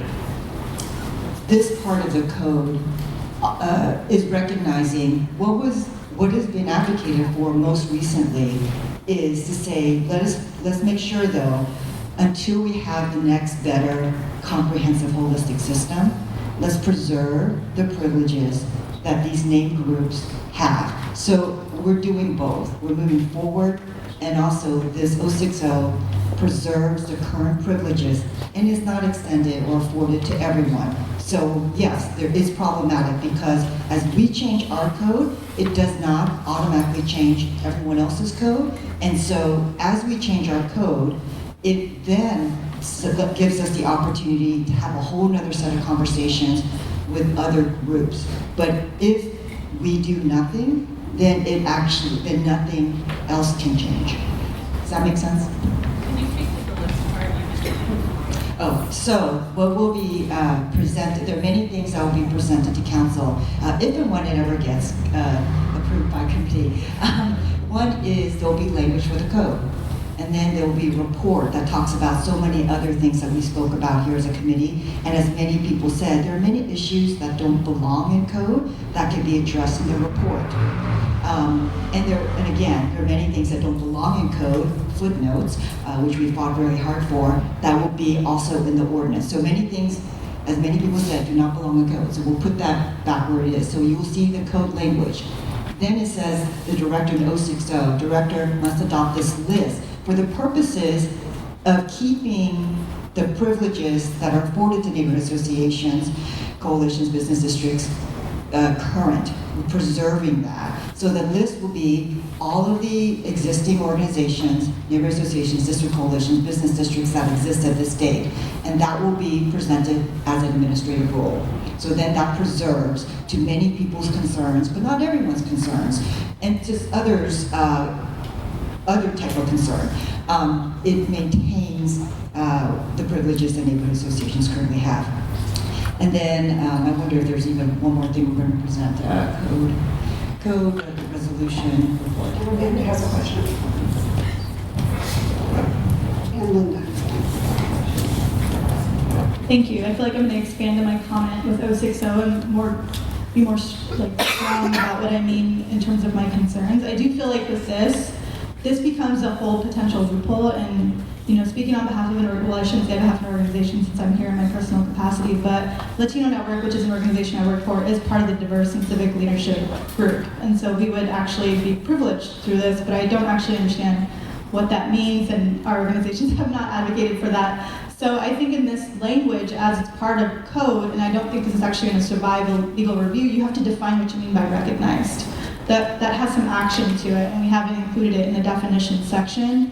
And so that's still unclear to me. What I can see for this is a potential loophole, which becomes a huge concern, is that if you have this list and everything that's being done with this group is by rule, it's exactly what Chief said. A different director can use this to completely undermine the rest of the code because it is by rule. And so I think, I would move to strike this whole section. That would be my preference. I appreciate the rest of the document, but I do think this is ripe for abuse, and I don't actually understand why we would have a section that privileges what we're trying to move away from. Actually, I think the rest of the document is inclusive of all of the groups, including an organization like Latino Network that has been a partner of the Office of Civic Life for a while.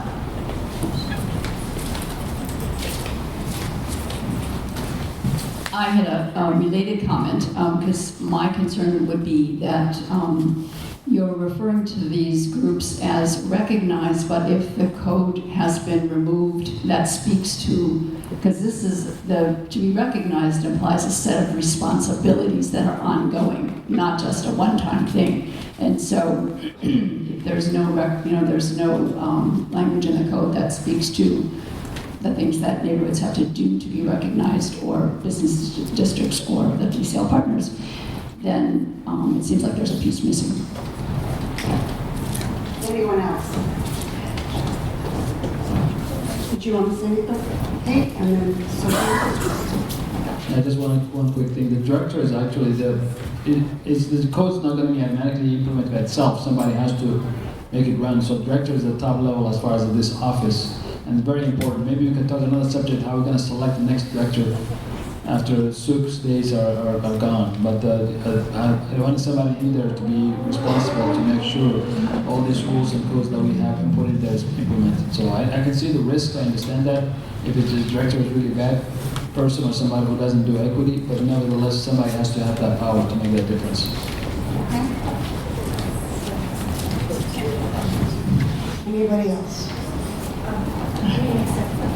Sure. So this is really important for the short term, and that is the purpose of that part of 060. So, and then you wanted to add some other information, Sabrina? Yeah, I was just going to give a couple examples of where, lots of papers, where some of these groups are referenced in other city code and affecting other bureaus. So for example, I know land use notifications has come up. Also, for example, with the renaming of streets, when there's a renaming of a street, you have to notify. So, and these are, what's another one?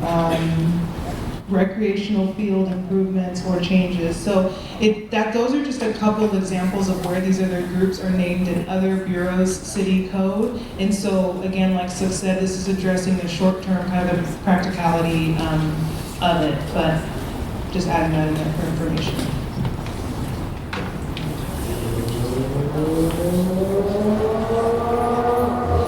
This committee can, though, to Amanda's point, can recommend to strike it, and then it will go through other further legal review. So that is a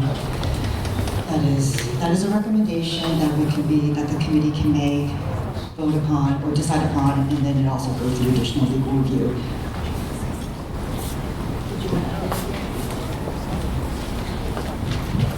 Hi, I just want to add for maybe a little bit of context. What would happen if you do decide to strike it, and perhaps what legal review would say is that in other city codes it says recognize neighborhood associations, business district coalitions as recognized by the Bureau, and so if we strike that, then all of those other references have nowhere to go. And so I think that from the beginning, the conversation has always been, how do we preserve existing rights and expand them to everyone else? The conversation has never been about, taking rights away from anyone. And so I think that the obvious thing that maybe we just don't know enough about yet is that it begs the question then, okay, so in those other parts of city code, how do we actually expand those benefits like notifications? And that would be the next conversation. It's just, I think we can't talk about that right now, but I want to just give a little bit more information.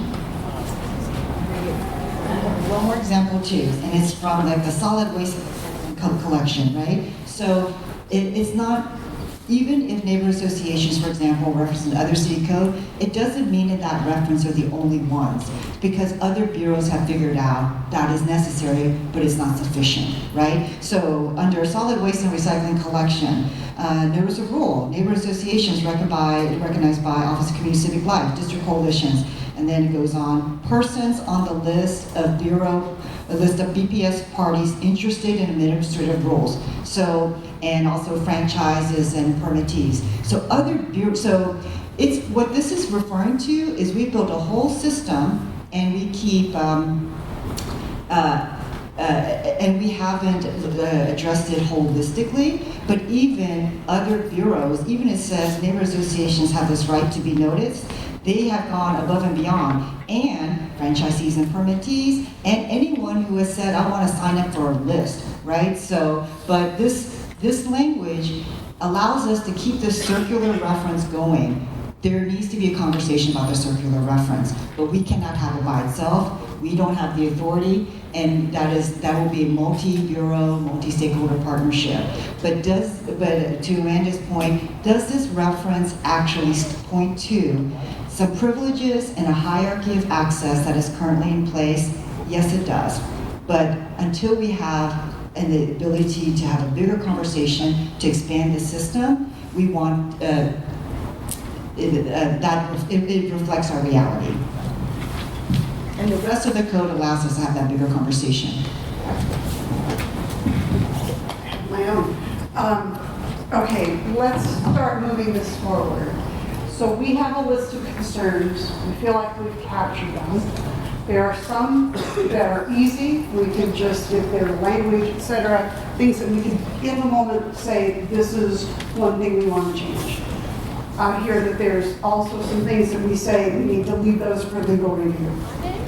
There are some things that we can say, yes, we want this to go through, but for the record, here are some concerns that we have. I'm going to read it the way it is. Whether it's a concern, we're talking about this right now, we're going to go through each one. Is it a concern about actual code? Or is it an implementation issue that can be written into a for the record supplement? Is that clear? Would that be like administrative rules? Like what's a for the record? Do you want to give an example? Oh, yes. Go ahead and do it. I don't know what a for the record supplement is. Is that administrative rules or is that the ordinance or something else?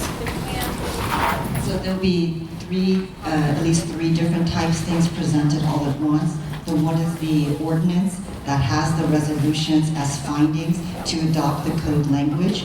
Second would be if 060 is approved by this group, it would be that list of organizations.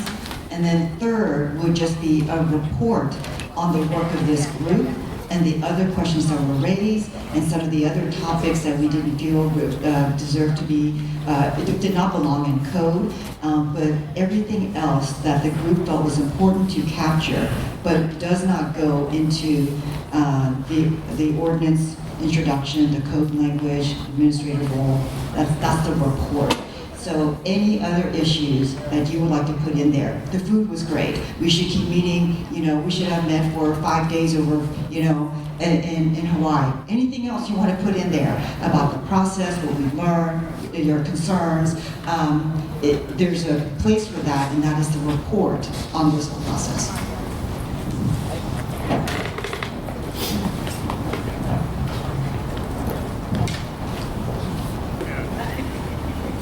I just wanted to know, since our minutes have been on the sparse side, a lot of the ideas that people had that were captured on the pieces of paper in the past, will any of those go forward in the report? I mean, this was a really rich conversation, and the minutes don't reflect the richness of it. They're, real tight summaries. So that's just a question.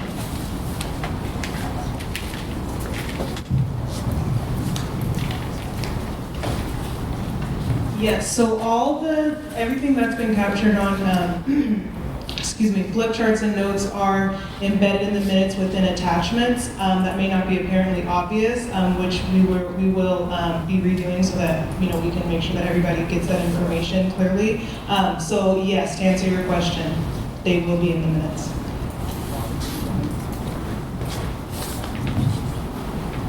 Okay, let's get started. Robin's going to start with each one, the charter. Well, I'm going to go ahead. I'll let you do it in your words. I'm going to read each of the concerns, and the opportunity will be to decide if it's something we can agree on. There's a suggested change. For example, capital D in disability. If it's low-hanging fruit, then we decide, yeah, that makes sense. We want to adopt it. Sorry about that. So low-hanging fruit, we can sort of decide right now, yes, that makes sense. If there's a little bit of discussion that we need to have, clarification of what it actually means. And if we can't get the resolution on the suggestion, then it could go into more of the report. Like we voted yes on the code, but there's some other things that we'd like to say in addition to we'd like the city council to know, for example. Does that sound right? I have a question. Sure. Process-wise, are you suggesting that we're actively amending? Thank you. So are you suggesting that this process you're doing is that we would actively be amending the proposal? Yes. Just to make sure, is there a Rocket Rules of Order kind of thing that we're operating under or not? Does there need to be like a motion in a second with amendments, or is this more of just a friendly amendment process? These are recommendations. At this point, you're still working, and then when you actually have a motion, then you would actually be moving and taking an action on that final. But right now, you're still working. Okay. Go ahead. So each concern, all right, let's take it. So some of them are sort of more commentary than actionable, so you can decide if you want to make them into actionable or even as commentary, which could be in the supplemental report. So I have one here, it's just a starting point. The concept, well, that was one in and of itself, and there was a whole lot there about the reference to the old code chapters. I think that was you, wasn't it, Hillary? Yeah. Do you have a proposal suggested change that you want to make in regards to that, or do you want to talk a little bit more about what that might look like? Is it on? It's on. You know, I don't think it's something we can deal with at this committee, but it's kind of the second part of the current code, which is the responsibility of the city agencies and the responsibilities of civic life, and then the responsibility of all the community groups. And it's a whole sort of section that I don't think is addressed in our code language, so it's almost a whole other series of meetings. And so that's, I think the first part's great, and you know, everyone has been pretty much in agreement in terms of inclusivity and working with everybody on the committee, and there were some language things, but I think there's a whole sort of back side of this. I'm not sure it's administrative rules, because currently it's not administrative rules, it's actual part of the code, but it's the back sections of the workings, and it came up, you know, if we get a director who wants to be more autocratic, you know, all his work is like screwed. So there's that. So the question before us, I think, is do we need to take the time to think about what that is so it gets in the code, or is it sufficient for it to be thought about, enumerated, and put into the report that goes along with the code? And that's a question. I need some guidance on where to go on that. I mean, my feeling is what we've done so far is good as far as it goes, but I don't think it's done. And so I think when you present code and things to city council, they don't do wordsmithing or rewrite or anything. They take it or leave it.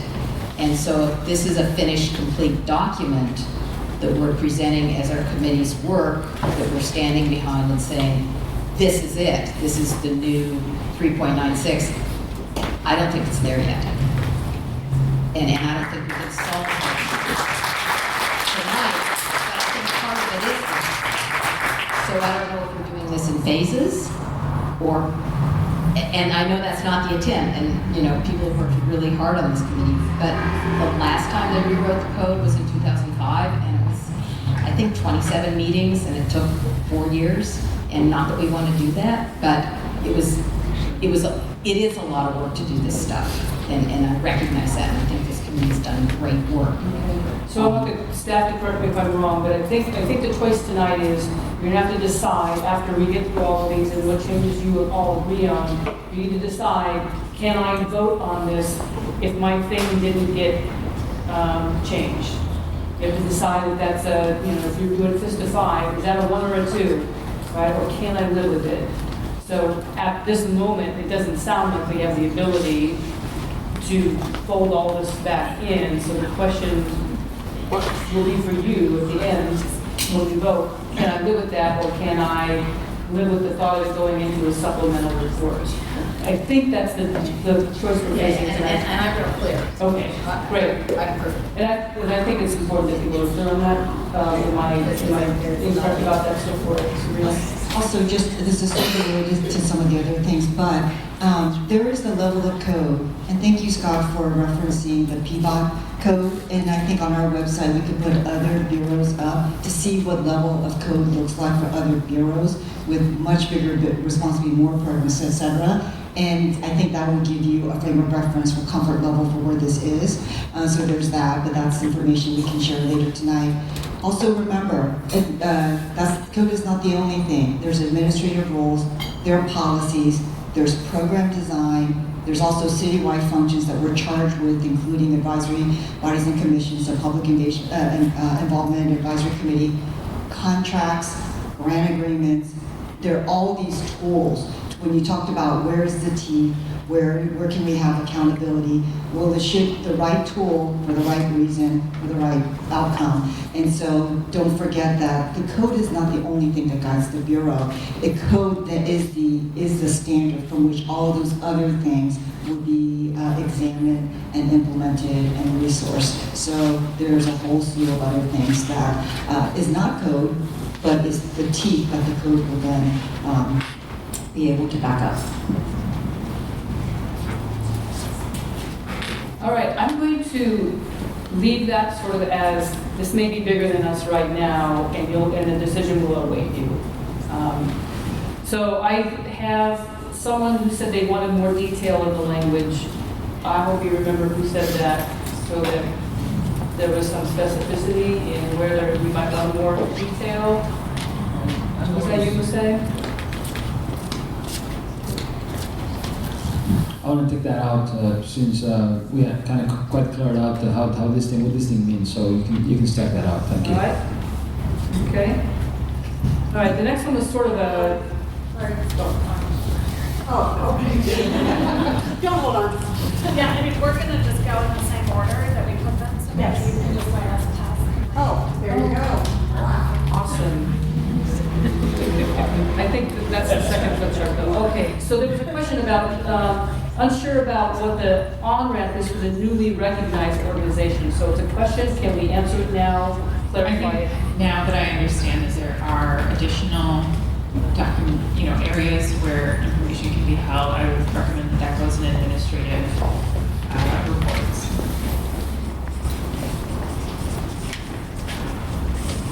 All right, so that one can be dealt with in an administrative report. Annie? I have here, do a better job of creating a lens that affords more plain, easily understood language, etc. Yeah, I mean, I think for me that there's a couple of places where there's just some long sentences, and I guess I do wonder if tonight we can approve a version of code, but with, kind of guidance and permission for staff to, I think not change like really core words where the meaning really matters, but just for readability.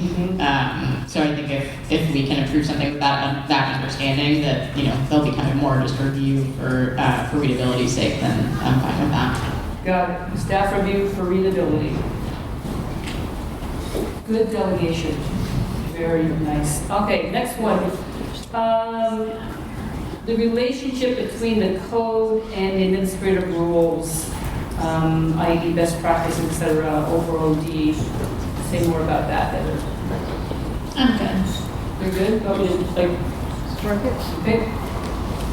Yeah, we talked about there will be more documents with more information. It was addressed in some way with that. Okay, good. I think that was the same, so. Okay. All right. Yeah, I think it was a little Let's skip a couple. There might have been ones that were starred over there too, so we'll go back to them. Identity groups. These are specific proposals, okay? So should we take them one at a time? Adding identity groups to the list? Any questions about what that means? Do you need us to say like yes? We're kind of going to do a fist of 5 on, taking the temperature, right? Like, I agree that this is a change that we can make. If I see 1s or 2s, we're going to talk about it. Everyone's used 55. Yeah, and I'm going to call for that in just a second. But first I want to make sure that everyone understands what is meant by that, so they know what they're voting on. Okay, any questions about what it means? What is meant by that? Thank you. What is meant by that, Kathy? What is putting the word identity? Would be the naming of like non-dominant communities. So it'd be like an identity might be LGBTQ2AI or disability or BIPOC or because some people don't have affinity to me as more of an issue. And so identity is more how we gather when we have similar identities. Okay, do you understand that, Marcus? I do. Okay. All right, I'm not asking for your break, I'm asking you to understand. We're getting to the degree part. So if there's not any other questions about that, we're going to do 55. So if you remember, a couple more questions. So that would go in B, 0.010B. Is that where the recommended insertion was?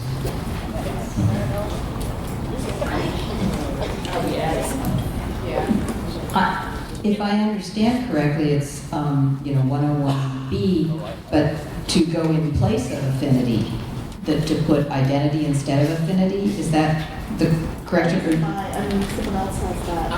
Well, you just were saying about affinity was maybe more problematic and identity. No, I wasn't saying it was problem. I was saying. Oh, okay. Okay. So it's adding. Affinity means something and identity means something else. And so you add identity, have them both. Okay, I just need to know.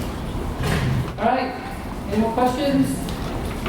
So 1 or 2 is, 5 is great. 4 is, yeah, I'm on board. 3 is, I can live with it. 2 is, I have some reservations. 1 is, I don't want to go down that road at all. Okay, so we're going to do quick just the 5. Right now, 5, 4, 3, 2, 1. Let's see some hands here. And what I'm looking for are 2s and 1s because I want to hear from you, and we don't need to. So, awesome. So that is a proposal to add in 101B. And then we have another one to capitalize the word disability, and I think everyone heard the rationale for that. Anyone want more information about that? Can you actually explain it again? Yeah. Because I'm learning something new and I'm not sure I wrote it all down. Yeah, disability with a capital D means culture. And it's about a community and people versus a small d means your impairment. And it's really a way to get out of the medical model. Thanks, Kathy. Any other questions? Yes. Is there a need or desire to also capitalize racial in that same meaning? This is a genuine question, I don't know. If we were calling out specific racial groups, then yes. Okay. All right. And I just said if we were calling out specific racial groups, so you capitalize B when you're talking about black racial as compared to the color black. Not the generic. Yeah. Okay. So I'm getting ready to do 55, 5, all on board, 1, can't live with it. Disability with a capital D. Sorry, disability with a capital D. In code 4, 1, 2, so we talked about that. Good, all right. Kathy, you're back 1,000. Okay. Then we have a suggestion to replace the word empowering with some other word. You said relevant, but there's another suggestion too. I said relevant. Maybe you can give us an example while you're looking at the language. There's culturally or community responsive inherent. There was community responsive in here in a couple places, but culturally empowering exists in more places than were originally pointed out. So I would have a question about, do we want to change it in all those places? I think I heard you say yes to that, Kathy. Did I mishear you? That would be just a difficult thing for me too, so I don't know if we're going to consensus or what. Is there a place that it matters more to you, Kathy, or this one place in particular that you would like to see it I think I had a couple places that I found I didn't catch it in every place. I feel that empowerment is a bit of an outdated term. So if we're thinking of going to the future, I also feel that it's a hierarchical term. So that's my like it's bestowing power on other people versus, and that to me doesn't feel like this document, that the purpose of this document. So those are my two things. Okay. Amanda, yeah, can we hear from you on why that is not how you experience that word? Yeah, I think, I don't disagree that we'll have different opinions about that, but I think it's a contested term, so folks will have different experiences about what culturally empowering mean. We have a strong value in empowering frameworks and self-determination. It doesn't necessarily connote hierarchy to me and to our community. And I'll, again, speaking from Latino Network, not for the entire community. So I do think it's important to have it in there because it's how we design and develop and engage with the community about leadership, about how to engage, about why their voice matters in the process. I second that. Lucy? I'm just agreeing with what Amanda just said, also because of it being a diverse cultural community, we use those terms as far as people feel like they should be uplifted and feel equal to everybody else, not necessarily better than anybody else. Okay. Is there an opportunity to use the phrase culturally responsive to collect both experiences? No. That'll do the job. So we identify, for example, as a culturally specific organization, which is very different than culturally responsive, which is more white-led. Everything should be culturally responsive, but that is also a term that is differentiated. So I agree with the empowering language. I struggle with that when other organizations are talking about empowering us or empowering our community. It does know like they have the power that they're giving it to us or trying to share with us. And so I would want us to find something like for a culturally organization to empower their people and work together in that, I think is different than a city bureau saying that we're empowering an organization. And so I think it's a question of where it lands, who's responsible. Which again is why I appreciate in 040 the partnership piece of it, because I do think if this work was just living within the Bureau, it would be different. I would offer this, so I think we're going to have to sort of move to a yes or no. If there might be a chance here also to elaborate on what our concerns are about this word, for those who have concerns in the report, again, as a learning piece. So I just offer that just depending on what happens here. So as you know and understand, the word empowering is currently in there. The question is, would you vote yes to replace the word with some other word? 5 is yes, I would definitely want to replace it. 1 is I definitely wouldn't, and everything else in between. So can I see it right hand? Okay, I got some ambivalences. So I only have 3 5. So I'm going to say that's not something there's a lot of consensus around. And again, the invitation, I would say this for every single one of these, you will always have a chance to help educate your city council on, why that might be a word that you want to rethink later on, or just be aware of it as different impacts. So that one is, you can't have them all, yeah. So that one is not going forward at the moment.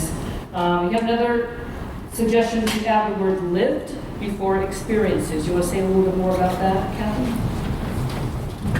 There's a difference between having like a lived experience than experiencing something. So like I can go, like if I were speaking of myself, I could go to an African American film festival and have an experience of seeing something on film, but I don't have the lived experience. And so that's what I mean by those are very different things.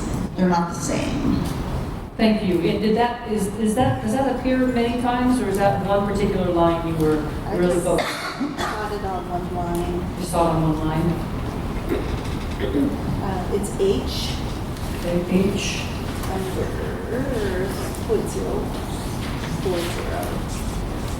040H. Okay, any questions or clarifying questions for Kathy? Okay, we're going to do a fistifying again, adding the word live before the word experiences and 040H. Fiscal 5 is absolute, yes, I want to do that. 1 is no, don't want to do that, and everything in between. Hands up. Yes, yes. No zeros, Marcus. No zeros. It's a fist. All right. I got lots of 5s, but I got a couple of 1s, so I want to hear from the 1s before we get too far here, just to make sure that we get it all out.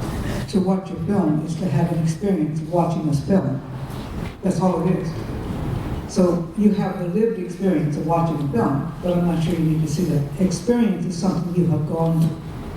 So I'm not sure the word is necessary. I also think it excludes people who have a certain kind of experience that one might not ordinarily consider, but that who can make contributions based on that experience, although they did not live through the thing that is being discussed. Thanks, Stephanie. So those of you who are, so that this passed by majority, and for those of you who are not in agreement, 2 options. 1 is that a deal breaker for the whole code, and or can I add it to a report? My thoughts about why that is important to me or not important to me. So there's always that kind of extra, I would say, educational piece, the report, where you are able to add your comments and perspectives. So we're going to add lived experience. A little plus there, meaning we're going to add that. Now this was a question. Maybe it's a question that needs to be addressed before you can understand what you're voting on.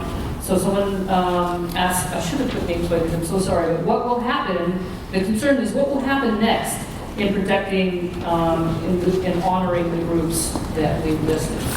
Remember who said that? I said it. Okay. I meant by protecting and honoring, by like not tokenizing any of the communities that we're asking and making this space equitable for.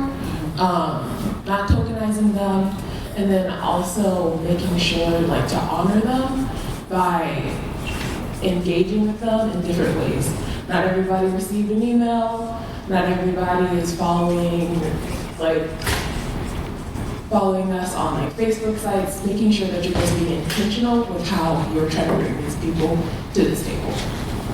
That's great. Did you have specific language you wanted to add, or did you want to add this as a report in terms of making sure that you call this out as a way of implementing the code itself? Or do you have specific language that you want to like put in the code draft for us to vote on? I don't think. No, I think it's more of just like action steps. How are we going to do this, and when are we going to do this? Okay. So could you see yourself maybe leading a group to sort of talk about that or write about that as a supplement to the code? Or being part of a group that would do something like that? I'm seeing not agreement on that at all. Yeah. So I want to make sure that this gets addressed the way that you feel good about. Okay? So if it's not in the code language, where will we make sure that this gets attended to? Yeah, like if the process of figuring it out is like having a meeting and discussing them, of course. Okay, all right, so we'll follow up. Yeah. Robin, before we move on, we've got a request for a 5-minute recharge break. So can we come back at 10 till? Granted. I don't know, I didn't realize I was in charge of that. Please, take care of yourself. I want to just make one point of clarification. As we're going through each of these areas of concern, and we find that there's consensus for changes like happy licensee, for example. You vote on the final code at midnight tonight. Just kidding. Those consensus votes will be implied that those are part of the code that you're voting on. And I'll make it clear where those are.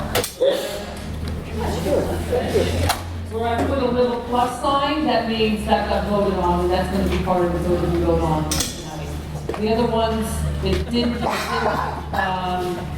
were not agreed on by consensus, or were withdrawn, or we felt like could be dealt with in a supplemental report, that's noted by report, or if we trust the staff to do just, basic cleanup for understandability, clear language, etc.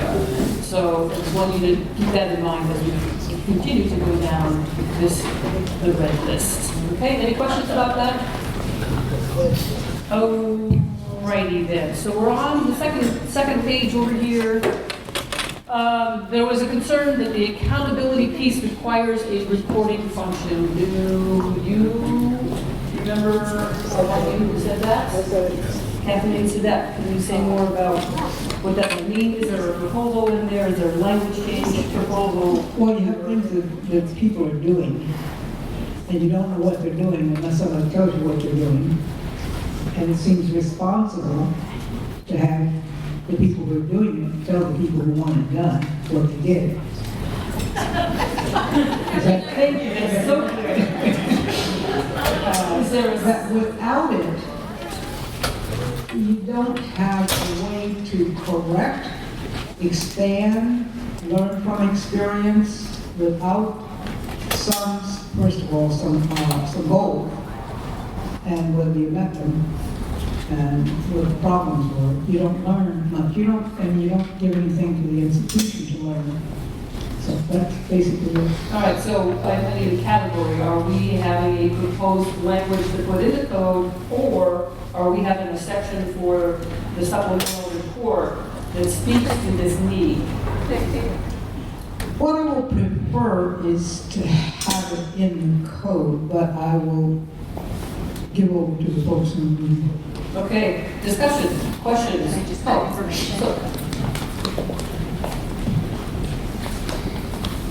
So just so you know, also, part of the budgeting process is reporting on impacts and measures, et cetera. So there's some already annual process that include reporting. And then many programs, because of the way they were authorized, also have reporting mechanisms. So our advisory boards and commissions program has reporting requirements. So there are some reporting already built in, but you could also maybe add it to 040A, administer, report upon, assess. And so I think but I would assure you, when it says going through the budgeting process, there is a reporting mechanism, and it's multifaceted in the budgeting process, some of which that only CBO sees and council sees, but other parts are open to the public. Okay, so I heard possibly a suggestion that might, the report, just adding the words report upon and 040A, okay? That's what's on the table right now, then that is a suggestion.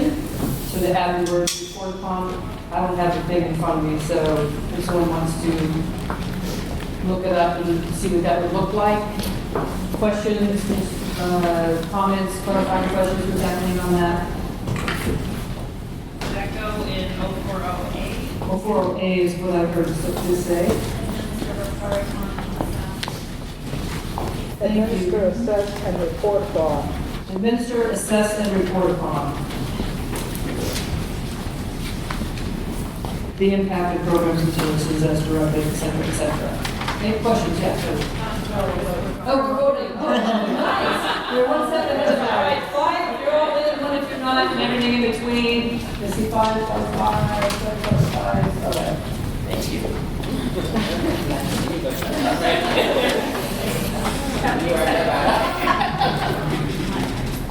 I'd like to make this into a long, luxurious evening.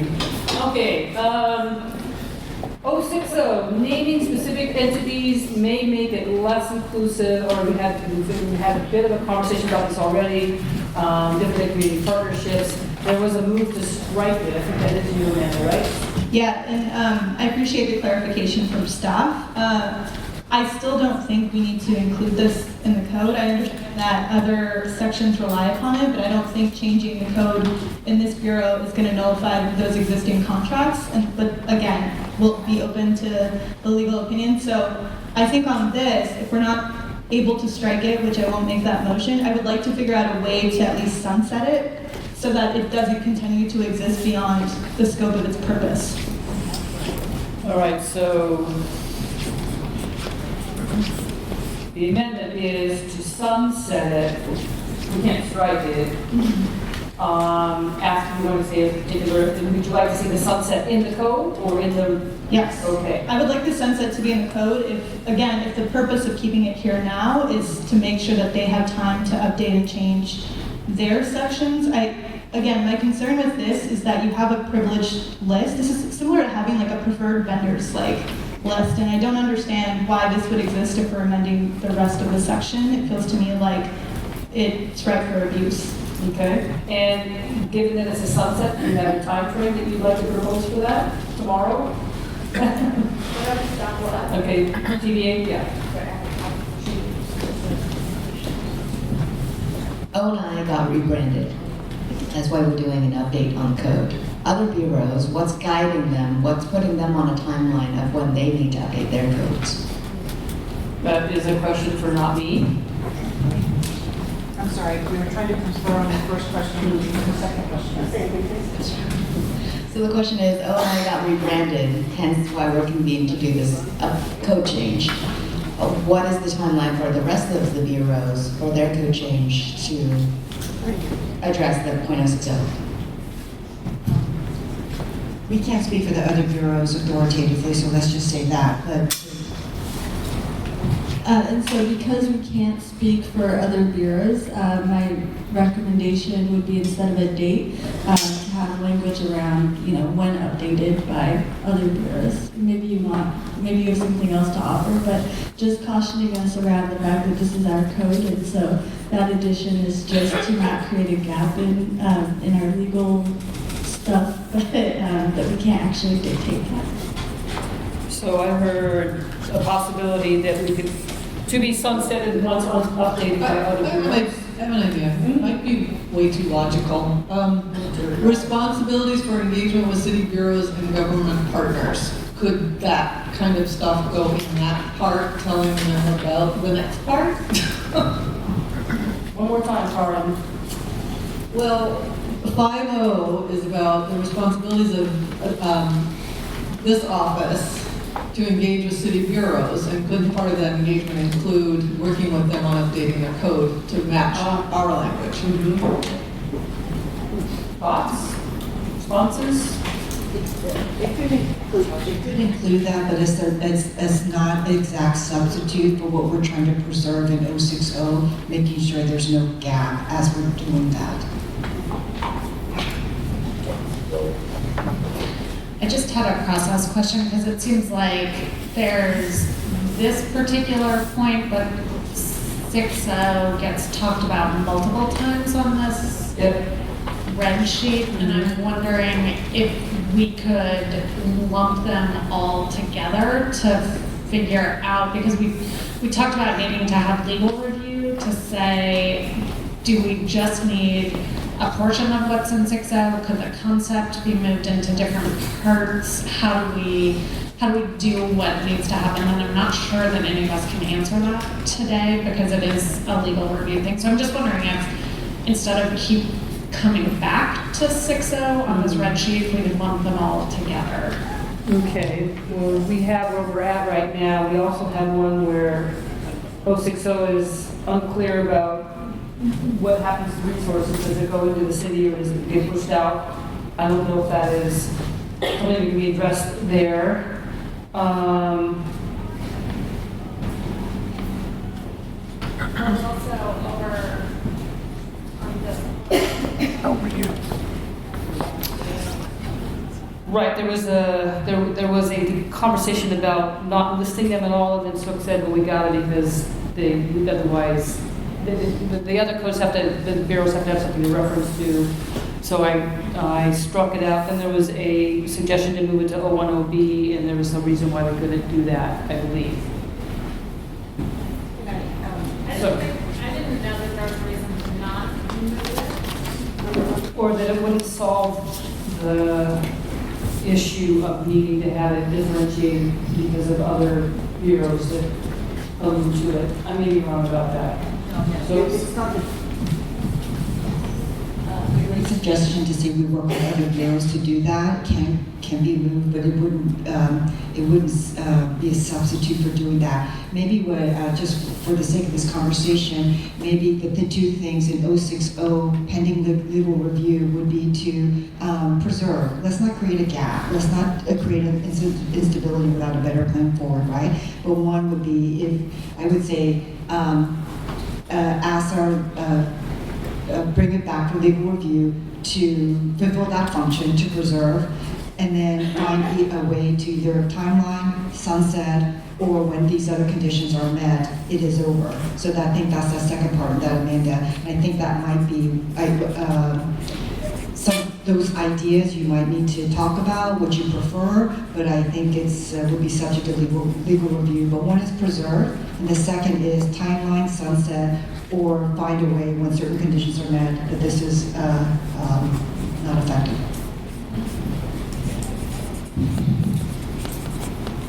I feel like I don't have enough information because we don't have the legal review right now. I really appreciate Amanda's suggestion of sunsetting, and I would love to hear what the legal review would say about that and how they would construct that. Is it possible for us to not vote on 060 tonight and to get the legal review back and do some other format of voting later? Is that possible?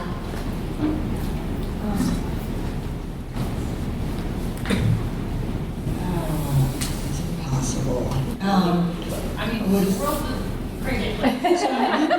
Every legal review, we would have to excuse all our public members if we were to enter a situation where we're receiving actual legal counsel right now, so we're not going to do that tonight. I guess what I'm saying is that if you tell, the committee says this is the intention, make sure this meets legal review, but this is our intention. If you cannot meet their intention, then we don't agree. I think that is what can be decided on tonight. This is our intention, we don't have the exact language, but if you don't meet it, then we don't approve it, and then that's what the presentation will be. And then, if our attorneys or other people say, well, that's your intention, the committee does not approve it, but we're still gonna recommend it for these other reasons, that's not your recommendation. So I would say, if that's an agreeable middle way, clarify what your intention is, and I would say it's to preserve and then find a way to time limit it.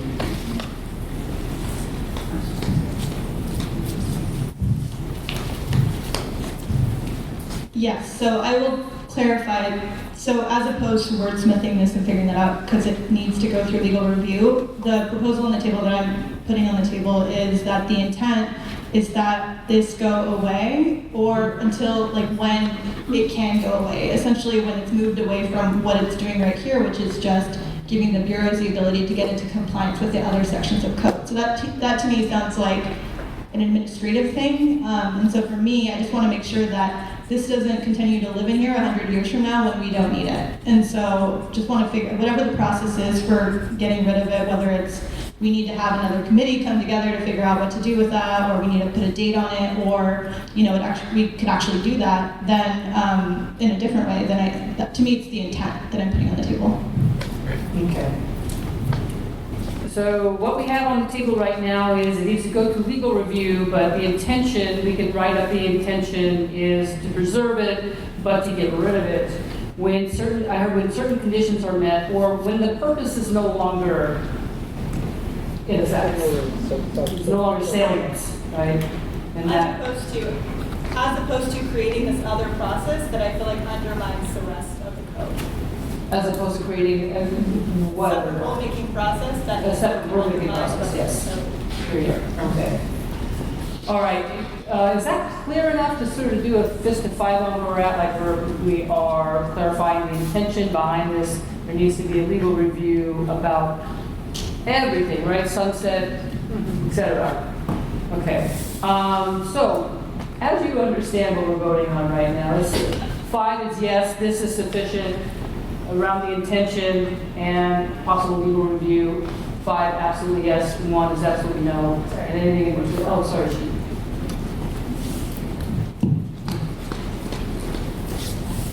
Can I amend to that? Legal review plus staff report to City Council stating the importance that this body feels it's highly crucial if you're going to do DEI efforts to approach it holistically, and it cannot be siloed. Otherwise, you're going to continue having this issue. Staff and maybe with some committee members involved in that, possibly?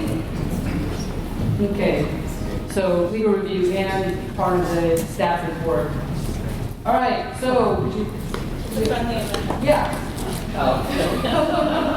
It's a friendly amendment. Friendly amendment. Awesome. All right, so as you understand this, 5 absolutely, 1 no, can't live with it, and something in between. Can I see your hands now? You have 1. All right, I see 1. Hillary, want to say more about what is bothering you? There's so many things in the code that are built up around neighborhood associations. I don't think 060 is perfect by any means, and it was very hastily put in there. But I think it's important because this isn't going to tie into the other pieces of code, and I work with these codes all the time, and so I just think even though it's not perfectly written, I think it should stay. So you're worried about the sunset aspect? The sunset, because again, we don't have that in front of us, and so I don't trust how that's going to go or where it's going to go. This is what we have in front of us. Okay. Does that change anybody else's vote on this? Okay, as it stands, it was pretty overwhelmingly a yes on that. I should say something about. Go ahead. I also share Hillary's feeling that, as I was trying to say earlier, it doesn't seem like it's perfectly written and it was hastily done, and I appreciate the effort. And I think what it's trying to accomplish in terms of creating, again, a runway, a pathway to something better, but not leaving any kind of loose ends dangling until we can figure out what that pathway is going to be. So therefore, I think it should stay. I'm not worried about, it's a kind of this vague, we're going to sunset it, I guess what's so hard with me about this process, besides feeling personally disrespected again and again, is that there's not a sense of how we're going to bring this system, this 40-year social contract, forward in a way that brings people together, as opposed to we can still stay on our separate sides of the street and throw rocks at each other, even though the thing, the document says we're going to do all these really good things. But, I still don't see how we're going to, I don't see that set of next steps. And I guess that's obviously the work that has to happen next in terms of trying to build those bridges. But I would like to see something stay in place. In terms of those, go ahead. So the final thing I'll say is that because this is code, there's so much in here that's going to require rulemaking and setting up those next steps. So I think that there will be opportunity to lay that out. What I'm concerned about with 060, and I guess this will be my final point, is that you're creating a separate process for this privileged list of recognized organizations. Again, being part of an organization that is actually potentially going to be on this list. And so I do think that it just creates a separate process, and I don't think that's fair in the long term, and I don't think it makes sense in code. Okay. Scott, sorry. I saw Scott first. You sure? I have a question. Maybe this is legal advice that we can't get tonight, but my question is related to historical contexts and how codes reference or are allowed to reference them. Obviously, in .010D, there's some substantial historical context reference, which people applauded on the committee. And obviously there's concerns about historical context being lost. And so I'm wondering what, I know that 060 was related to an aspect of historical context, but also an aspect of other codes. and referring to that, but is there a standard for how code would include historical context? That is not knowledge I have. Is that something city staff can attempt to? Or if it's not a standard, I guess what I'm wondering is, I'm not even making a move of motions. It's more of a question of acknowledgement, because there is obviously a reference of these things in other places of the city code. It sounds like there's not authority for the Office of Civic Life to basically mandate other codes be updated. Maybe there is. It was clear. It seemed to me there wasn't.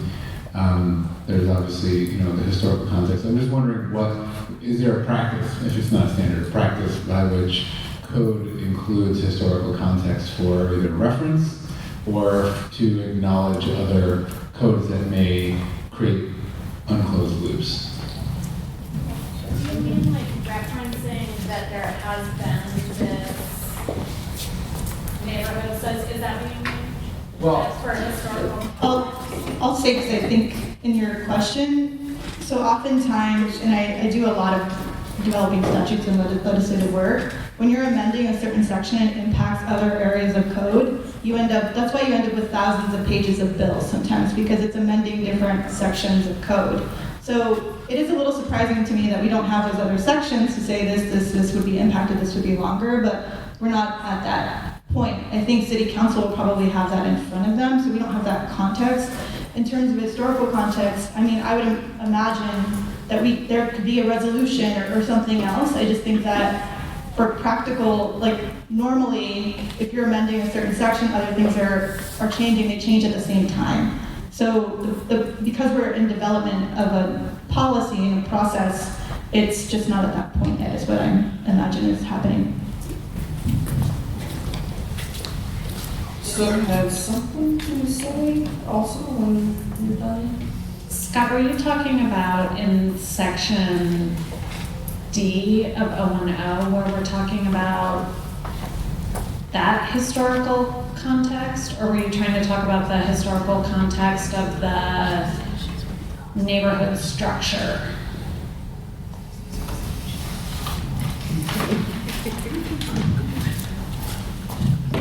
Well, I was using D as just an example of something that the committee seems to clearly support, and it references historical contexts as a way to try and, in a completely different framework,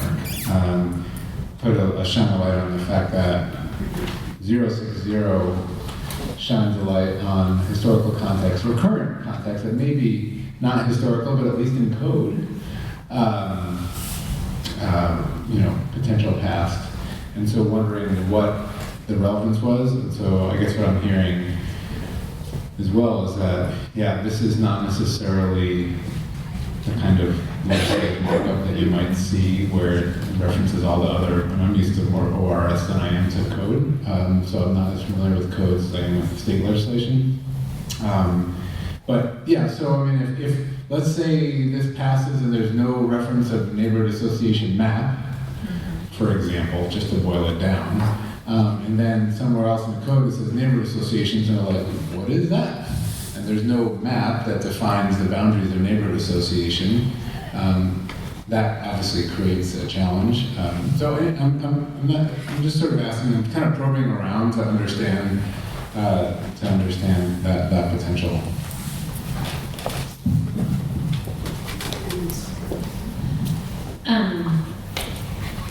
I think it's a super interesting point, and I could see adding a sentence or something in D that did provide some of that historical context about the neighborhood structure that was created in the city, because for 4 decades that has been a process here. In much the way we're talking about all kinds of things that have impacted civic engagement. So I could see adding something like that to D. I'm not saying that as a replacement for 060, but just from a historical, what are the systems and structures that have impacted civic engagement? And that might actually might be a nice way to honor the history that we have experienced as a city. A couple comments when you talked about context. I'm going to go back to that. The reason why the resolutions, which is a type of context that adds a dimension to C and D, they're in the findings part of the way of the ordinance introducing this new language, right? And so you could also say a finding of in 1974, the Office of Neighborhood Associations was established and then renamed ONI, and then renamed. So we could put a little, we could put that and also back it up with those resolutions the same way we're doing it with the resolutions in terms of the findings that introduces it. So that's one way we could do it, as additionally Heather named another way. And then Amanda talked about if this becomes part of the language that this committee approves, then she is right. Conforming amendments is another level of legal review, and that would also have to go to council. So she's absolutely right, is where we are in the process of this. But yes, if this becomes something this committee decides upon, there are conforming amendments, additional legal review, et cetera, more pages, much pages. All right, now we now have two questions. So one was the one you already testified. I want to, it's important to know if anything you just heard would change your vote on just this, or we're standing with that, with the intent, legal review, staff report to council, preserve the intention to sunset it when certain conditions are met, et cetera, et cetera. Okay, no change perspectives on that, because if not, then that's a plus. Okay. Then I heard sort of related, so we're going to go over here, was how to add the historical naming data, what have you, somewhere for reference. I heard a proposal to add it to 010D, and not or something called findings, which I've never heard of before. So It's part of with the other resolutions. with the other resolutions. I did not intend to add it to these. You did not. Okay. I don't think you did that. I think Someone else did that. That's okay, but I did not. No, that wasn't you. That was Heather trying to solve it. Be helpful as a problem solver. Right, I just wanted to clarify. Okay. So is that a proposal for you, Heather, since it's not for Scott?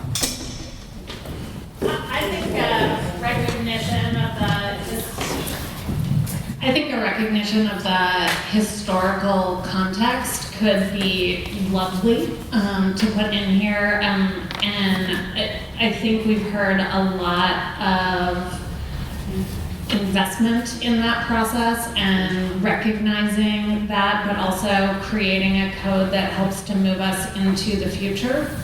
So I think having it in either findings, or if we wanted to put a sentence somewhere in here that says that this is where we have been and this is where we're going, okay, that would be great. All right. Karen.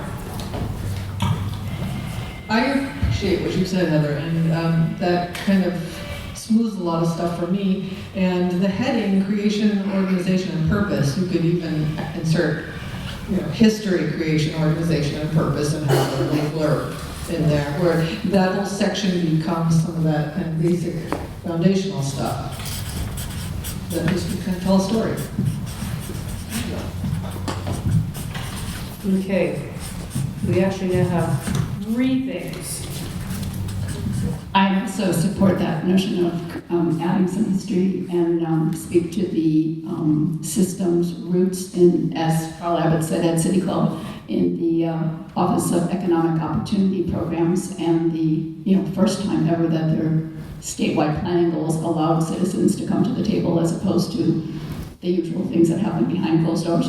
And I still would suggest keeping it as a separate section in terms of ease of moving it about later or whatever else, rather than trying to embed 060 into someplace else. I didn't hear that 060 was going to be replaced and embedded. I heard some historical reference would be added to But that that's section. something I also talked about embedding it somewhere else, but. Did I just interpret somebody's? It's up there. Okay. My final piece on this, and then I'll just cut it, which is, I do think historical context makes sense. I don't know how relevant that is for the code. That's why I asked the question. To me, it seems like something that should be recognized, maybe not in the code, and it's also part of the evolution, or whatever the right word is, story of the change here.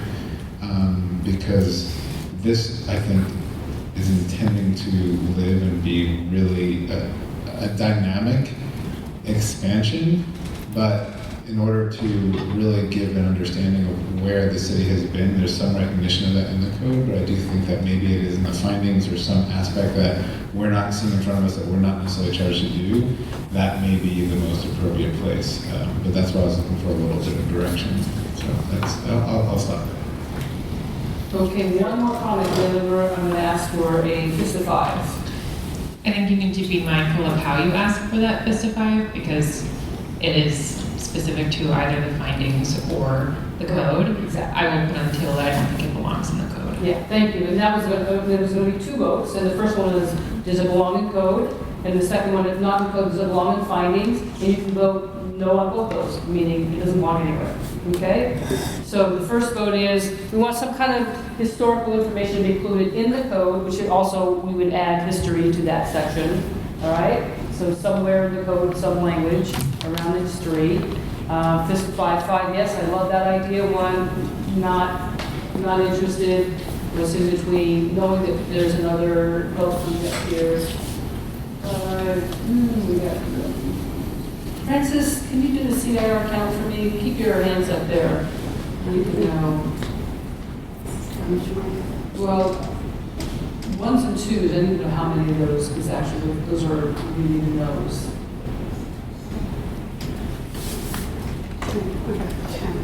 10 no's?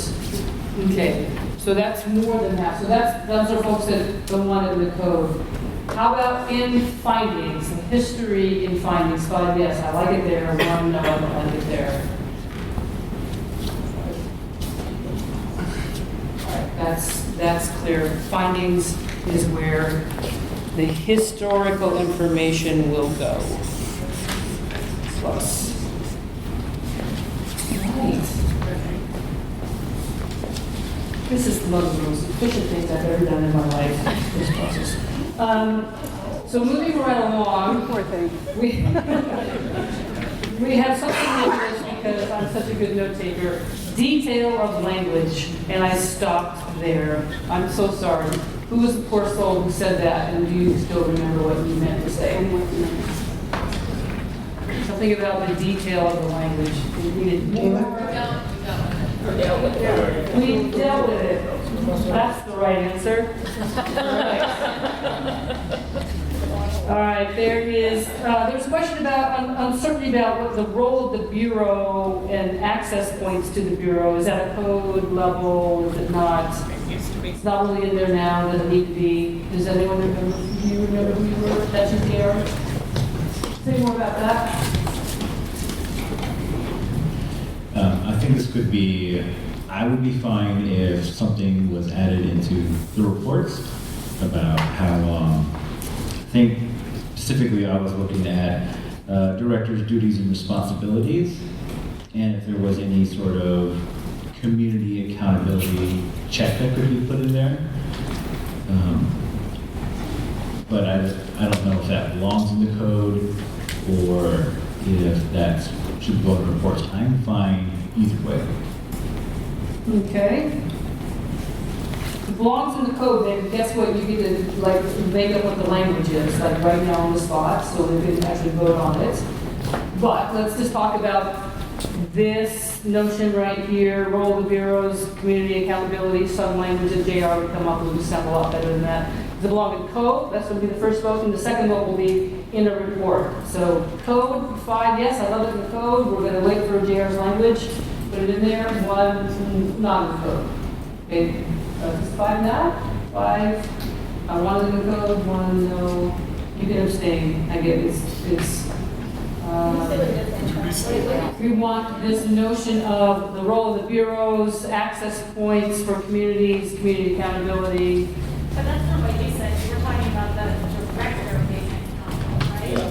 Oh. That was mentioned a couple of times. Sorry, I'm stepping up as opposed to stepping back out of the mic here. Is it you're talking about like an advisory committee or something? Yeah, Or, well, there are like, in a bureau, there are ways that community is involved with the programming and with setting the rules and with keeping things accountable, such as the bureau advisory committees and all these other. I know that it's already in existence. I just don't know if it should be recognized. Those entities should be recognized in the code to show that there is community involvement with the bureau, or does that belong somewhere else? So specific to community involvement and accountability for the things that the bureau is supposed to be doing. Got it. Questions about that, comments? Heather's asking for 6 of Back to the other comment about reporting. There's so many parts of our programming, et cetera, where there are different types of accountability. You could not name them all. In addition, like Bureau Advisory Committees was created by a city council, then they weren't, then they were taken away, and they are. And so at that level of programmatically and other ways, there's that's a whole myriad of ways, and they should be flexible and they change. But I think so specific references, I would suggest that is there are many mechanisms for doing that, but maybe JR is also talking about a higher level of accountability, in which case I would say as a sitting director is again accountable to which communities, and because there are a gazillion communities in this one beautiful city, and so they would need a little further definition as well. Okay, and I'm still at, with the correction, doesn't belong in code. 5, absolutely yes, 1 no. Let me see your hands. 5 yes, it belongs in code, 1 no.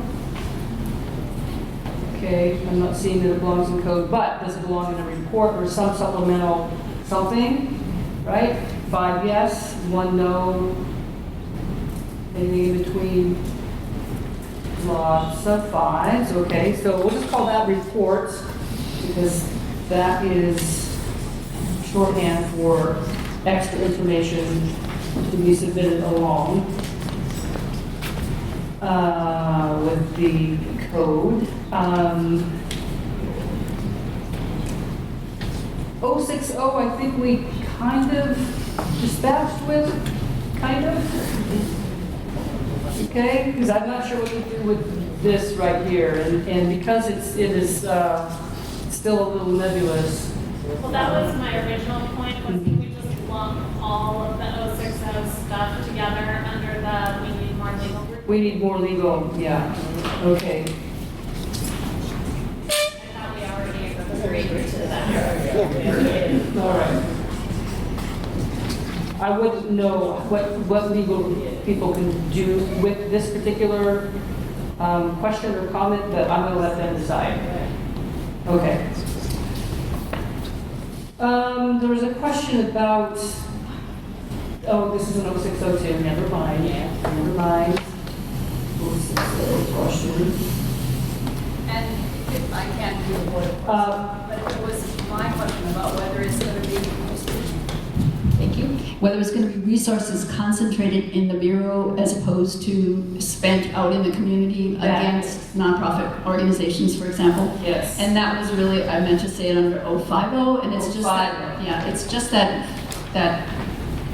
you know, again, trying to see into this sort of misty future, like what's the philosophy underlying all the good things that we're trying to do under 050, and that's basically, you know, I guess it's just my sense of how is all this going to work that I keep trying to answer for myself, and code isn't always the place to do it. So if code isn't the place to do that, is there a place for it in a supplemental document of some sort? I feel like there's a really clear place where we could clarify that if you're concerned. 050.B, redirect public resources to reduce systematic barriers to community and civic engagement.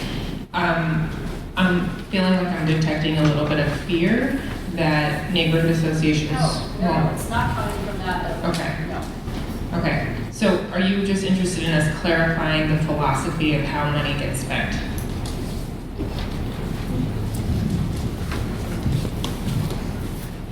I heard a comment about someone wanting more technical assistance, training, something like that. I've been in so many meetings and so many conversations in the last several weeks that I cannot remember where it happened. But I remember saying something about, well, we'll be doing that. And so then I started thinking, so is the Bureau going to be doing the technical assistance, or is it going to be is it going to be dispersed out to groups like the DCL partners and the kind of joint trainings that coalitions have done in the past? Are we thinking that kind of an approach, or is it going to be more that it's going to be coming to a central core staff? So that's started me wondering. So it's maybe more of an implementation thing. So It's going to have to depend on the program. If it's cannabis licensing and technical assistance, we'll probably be doing that. But if there's a better cannabis incubator, maybe not. Currently, we have a neighborhood mediation used to be a function that was housed and within the Office of Neighborhood Involvement and city staff or neighborhood mediators. Then became a contract to a nonprofit organization, just to one, and then now we split it up, so now it's a contract to 7 different nonprofits, because we don't think we can be the right trainer, culturally specific, language specific. So it depends on what the program is, what the restrictions are, what council has determined as the appropriate level of investment. And so for cannabis business incubation, it could be us, it could be Prosper, it could be another business leader. And for mediation, it could be a nonprofit. But clearly what Amanda said, we do not usurp the community's role. This is partnership with communities, and also not asking communities to be quasi-government. Communities have their best roles, government has their best roles, and so it depends on what the outcome should be. do you see that clarification being codified in a report? I had also read that in F of 040, and maybe I was overreading that, but develop and implement learning opportunities that focus on culturally empower and civic engagement through community-based partnerships, but I guess it isn't directed at technical assistance and those components to it, so maybe it's not as inclusive.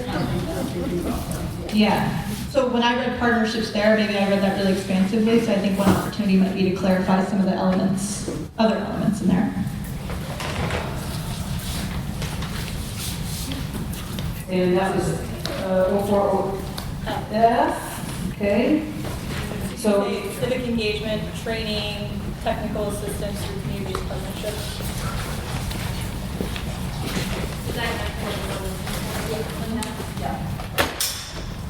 just add the word technical assistance and training. That way there's an orientation. Like there's some places you point to say that's a philosophy.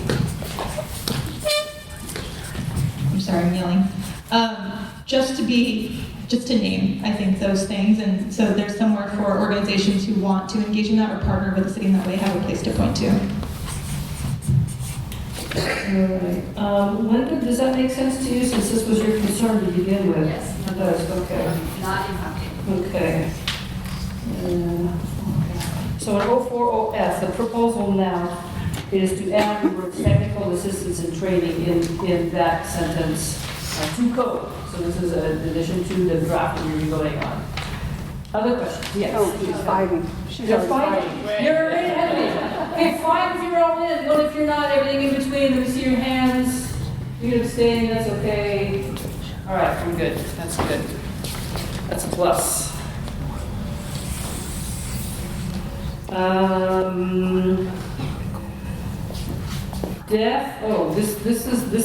This one is like low-hanging fruit, I hope.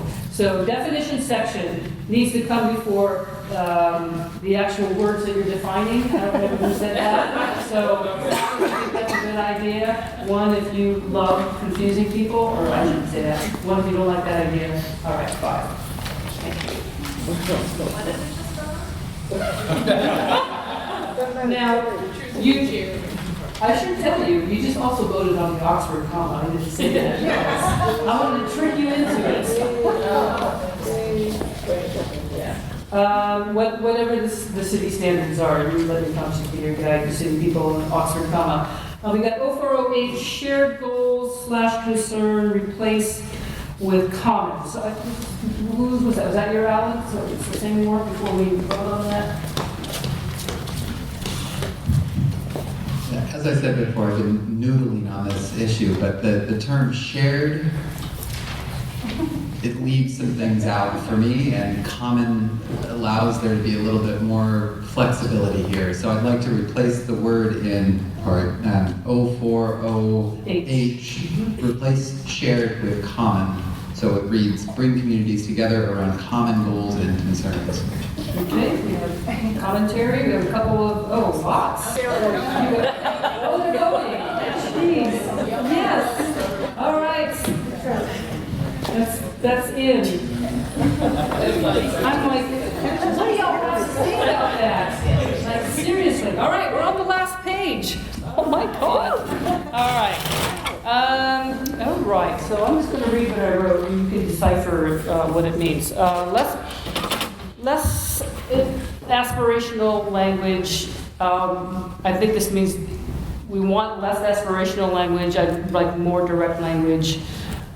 There's too much possibility for loopholes, disincentives for fee waivers, etc. Marcus, those are mine. Yeah, say more. Next two are mine. Okay, speak to those, please. All right. So less aspirational language, I think, was already handled. People said that I think they empowered staff to actually clean up some of our language and just make it more direct. So that's fine. When I was talking about the loopholes I heard in the last meeting, that was about the fee waivers that I heard about that were for land use appeals that based on the neighborhood associations that were called out by that person, which by the way, I didn't verify that these were actual and an analysis would have to be done and all that. But I just, whenever I hear about one group benefiting over another, whether it's homeowners versus renters, whether it's richer people over poor people, I just viscerally bristle. And so I would want that looked at, but it doesn't belong in a code analysis. That could be on, with some, and that was kind of mollified for me by some of Sook's language about we have all these ways, contracts, administrative schedules, or whatever, so that can be addressed elsewhere. Okay. I just wanted that, before I do that. Addressed. Yeah. And then the next comment about term limits, that was exciting too. Look at term limits for NA. That wasn't to be an affront to neighborhood associations. That wasn't to denigrate anybody who's been on a neighborhood association for a long time, who's given truly unselfish service to the city. What that was about was, I thought our whole charge here was trying to give more opportunity to more citizens and more residents to participate in more of civic life. And so by having someone on for those long terms, I was concerned that other people would, by definition, not have access to be part of that system. So I just wanted that in the record somewhere. In the record somewhere. Okay. Question. Kathleen? Marcus, when you say term limits on neighborhood associations, do you mean the association itself or the board? No, I meant board members. Okay. Maybe we can set up a 2 or 3 decade limit out. Just something.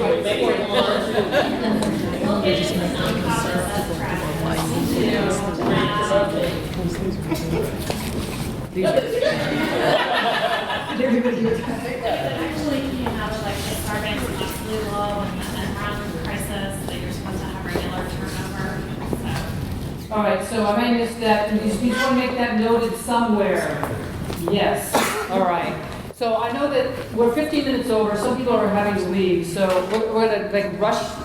We're going to get through these more efficiently so that we can get a vote done. Okay. So we have struggle with what level to fly at. That seemed like an existential question. Scott, how are you feeling about that? Oh yeah, I mean. Okay. We know exactly where we're flying. Are equitable outcomes defined sufficiently, I guess? There isn't definitions in the code. It wasn't me, but I think Tashi's comments spoke to it. Tashi, that's what it was. You're exactly right. He's not here to. I don't want to speak for Tashi, but I posit. Mm-hmm. I don't in any way want to speak for Tashi, but I know that he and I did have a conversation about what those could be, and I would want to posit that those might be in the recommendations or the findings. In our findings or report, okay. Great. And vague language allows, I think we talked about that before already. Al or Scott. I don't know. I'm not half Mexican. I love Mexico.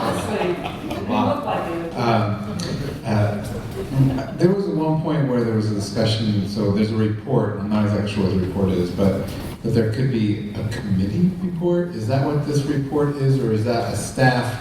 Is that something that goes along with this? Because if there's a desire from the committee to say, we want to make sure there's not a totalitarian director, and we want to make sure that there's, which, you know, and that equitable outcomes are defined, and is that something that the committee writes as a group, or is that something that that staff writes?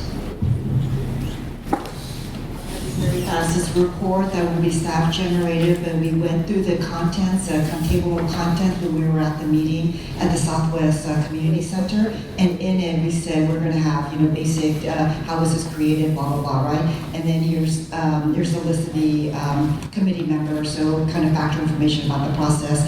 And then there's going to be a whole section where we're turning it over to you, because anything that you wanted to address in the report, you can author, we won't edit it, you put your name to it, and we're just going to create all that space for whatever you want also report in it. So it can be written by one or many, and that's an invitation, and there will be a deadline, but that is unadulterated. Anything one or many would like to just put in the report. And Sabrina will help coordinate all that, I understand. Is that right, Sabrina?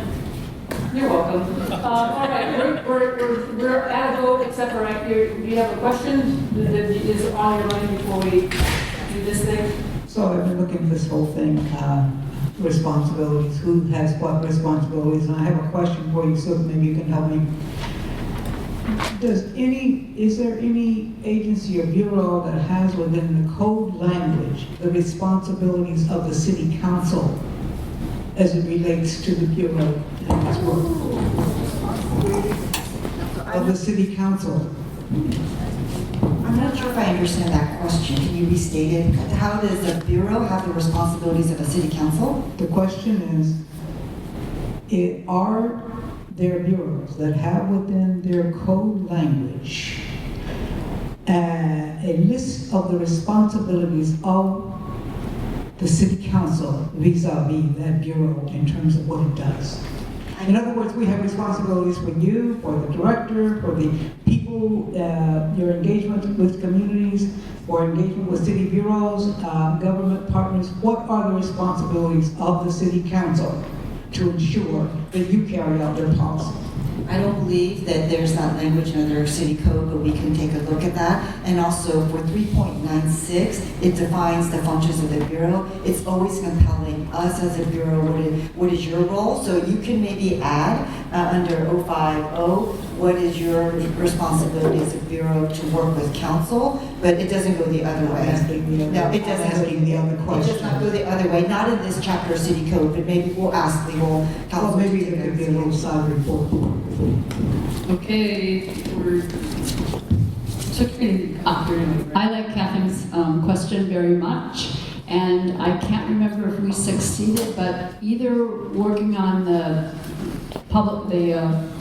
community engagement chapter in the comprehensive plan or the public involvement principles, we tried to include language that, in essence, asks the council to be responsible in essence explaining its actions. I'm being very clumsy with the language here, but the idea was that they would be accountable for letting the community know why they were acting, taking the actions that they were taking. And so I would say don't give up on that idea, and let's dig around some more. Okay. So I'm going to put council here, and then what else did you want to put up here? Oh, the public involvement principles. Okay. Say that.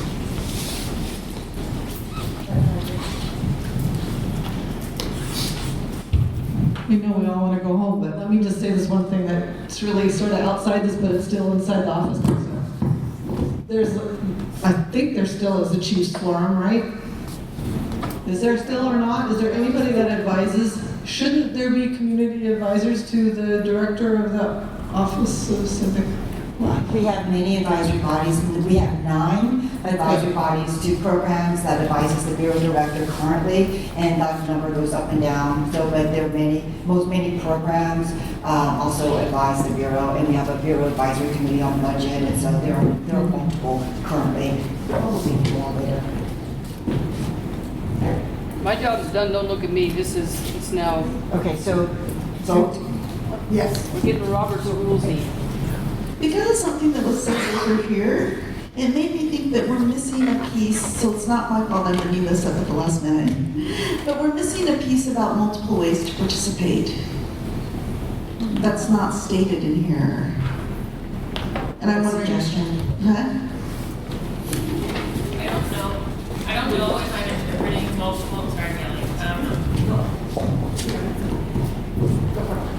don't know if I'm interpreting multiple ways to participate in the same way that you are, and I'd love for clarification. But when I stated an on-ramp to how to participate in the civic engagement opportunities provided by this bureau, that's what I meant. And that's what I recommended would go in the report of findings. Is that aligned with your perspective? I'm thinking it belongs under responsibilities of the city bureaus and government partners. So I think it's a little bit different. And I know that I'm just bringing it because we talked about, I don't know, something that was said like a little bit in this last sheet made me think about that. I don't see that anywhere in here. And that isn't about equity. Could it be addressed separately in a report, though? Much like this on-ramp question, could it be addressed? It's a different question. It's not the same example. Right. Could it be addressed in a supplemental report, recommendations? Or do you have a specific proposal? I think that's an important point in terms of making sure that it's an equitable practice, but I think one of the charges that I saw in here as well was coming up with guidance of these effective practices, and it seems to me like that would be an appropriate place for it, where it would be you should provide multiple ways to participate, things like that. That would be an effective practice that would be adopted by the Bureau itself, but not necessarily in code. And 010D, the first line of 010D is civic engagement encompasses all the ways by which we participate in this form of democracy. So it kind of does get to lots of ways to participate, maybe.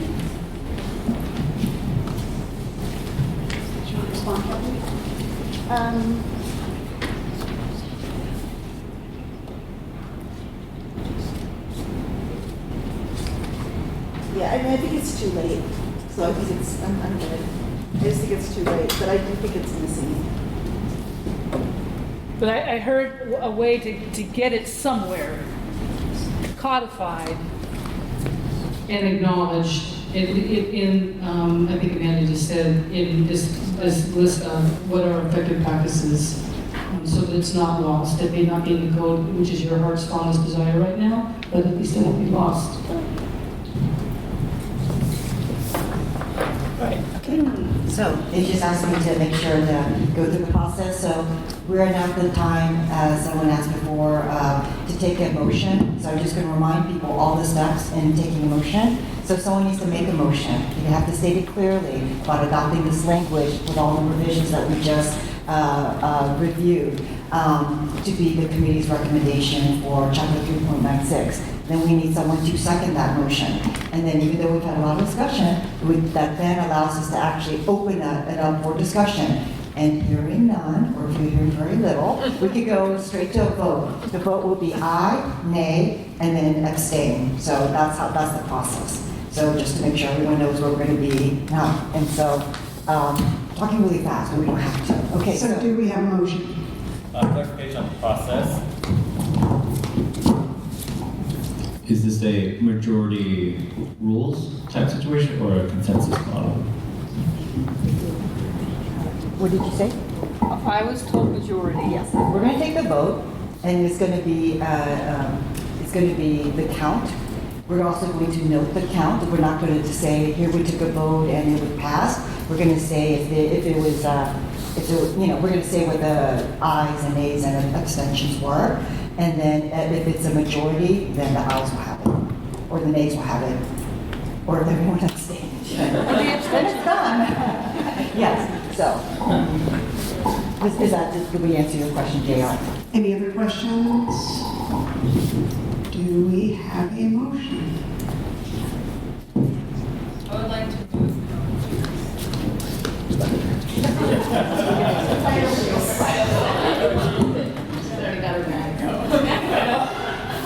So, presiding officer, I move that we go forward with the current draft with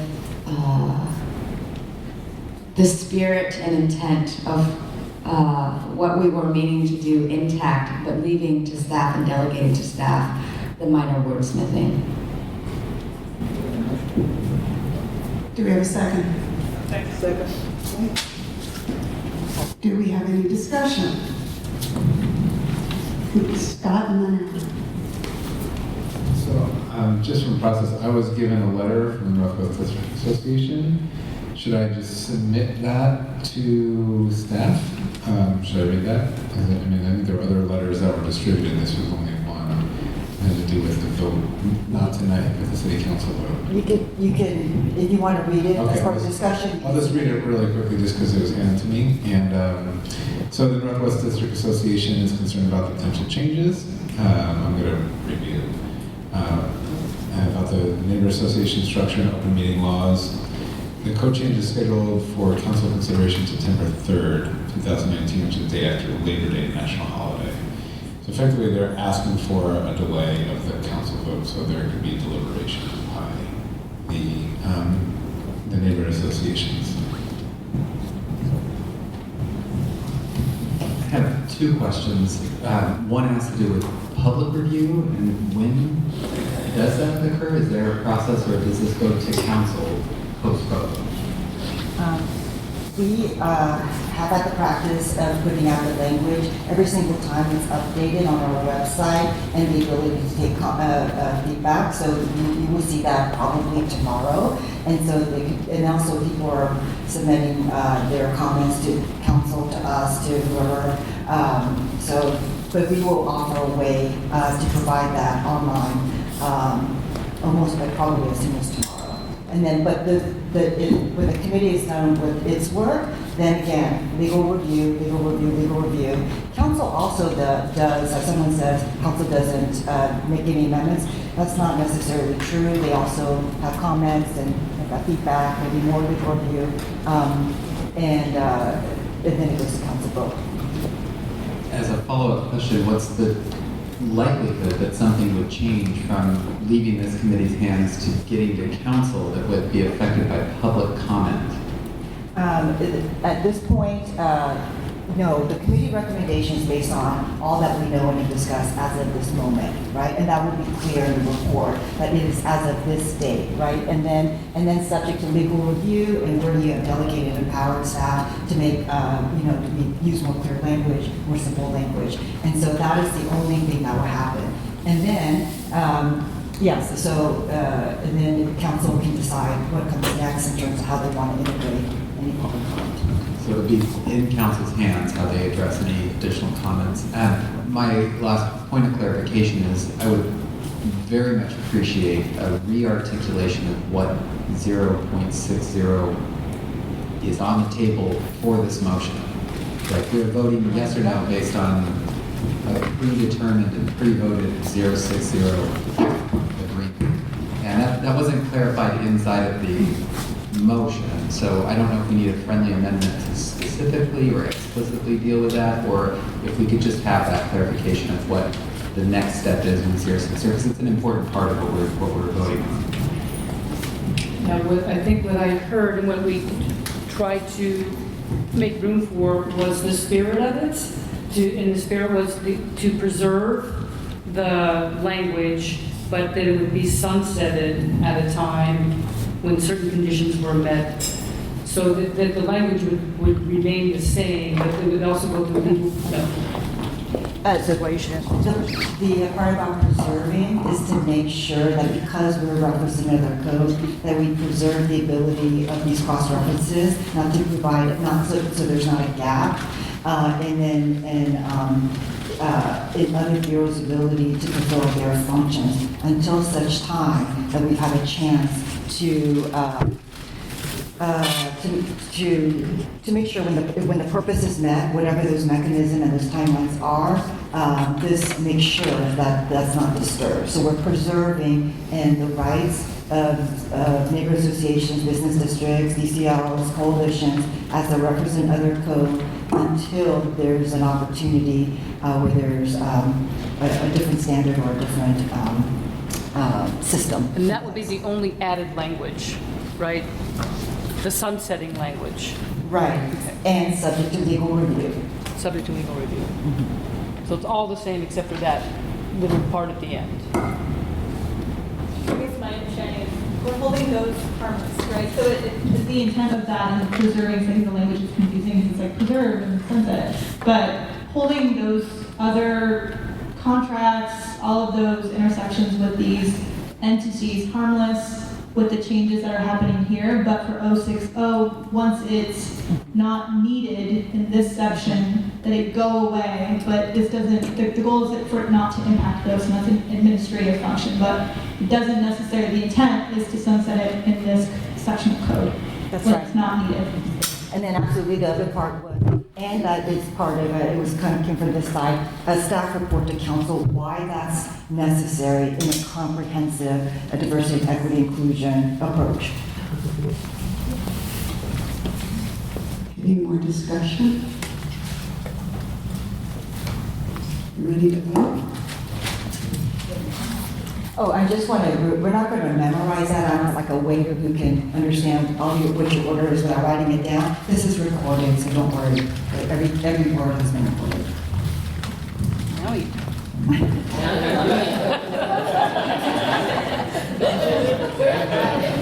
Okay, we have a motion on the floor, it's been seconded, there's been discussion. Please, all those in favor, say aye and raise your hand. Aye. Keep them raised so we can.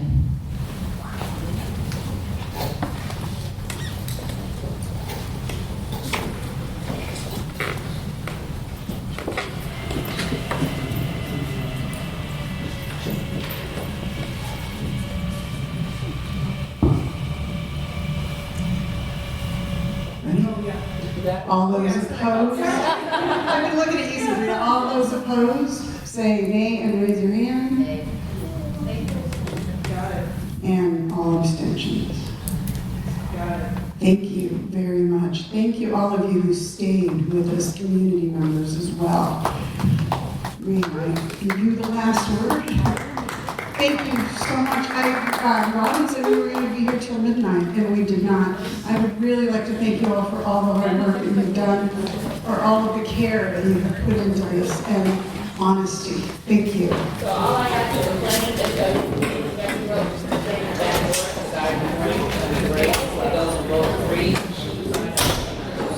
We will help you.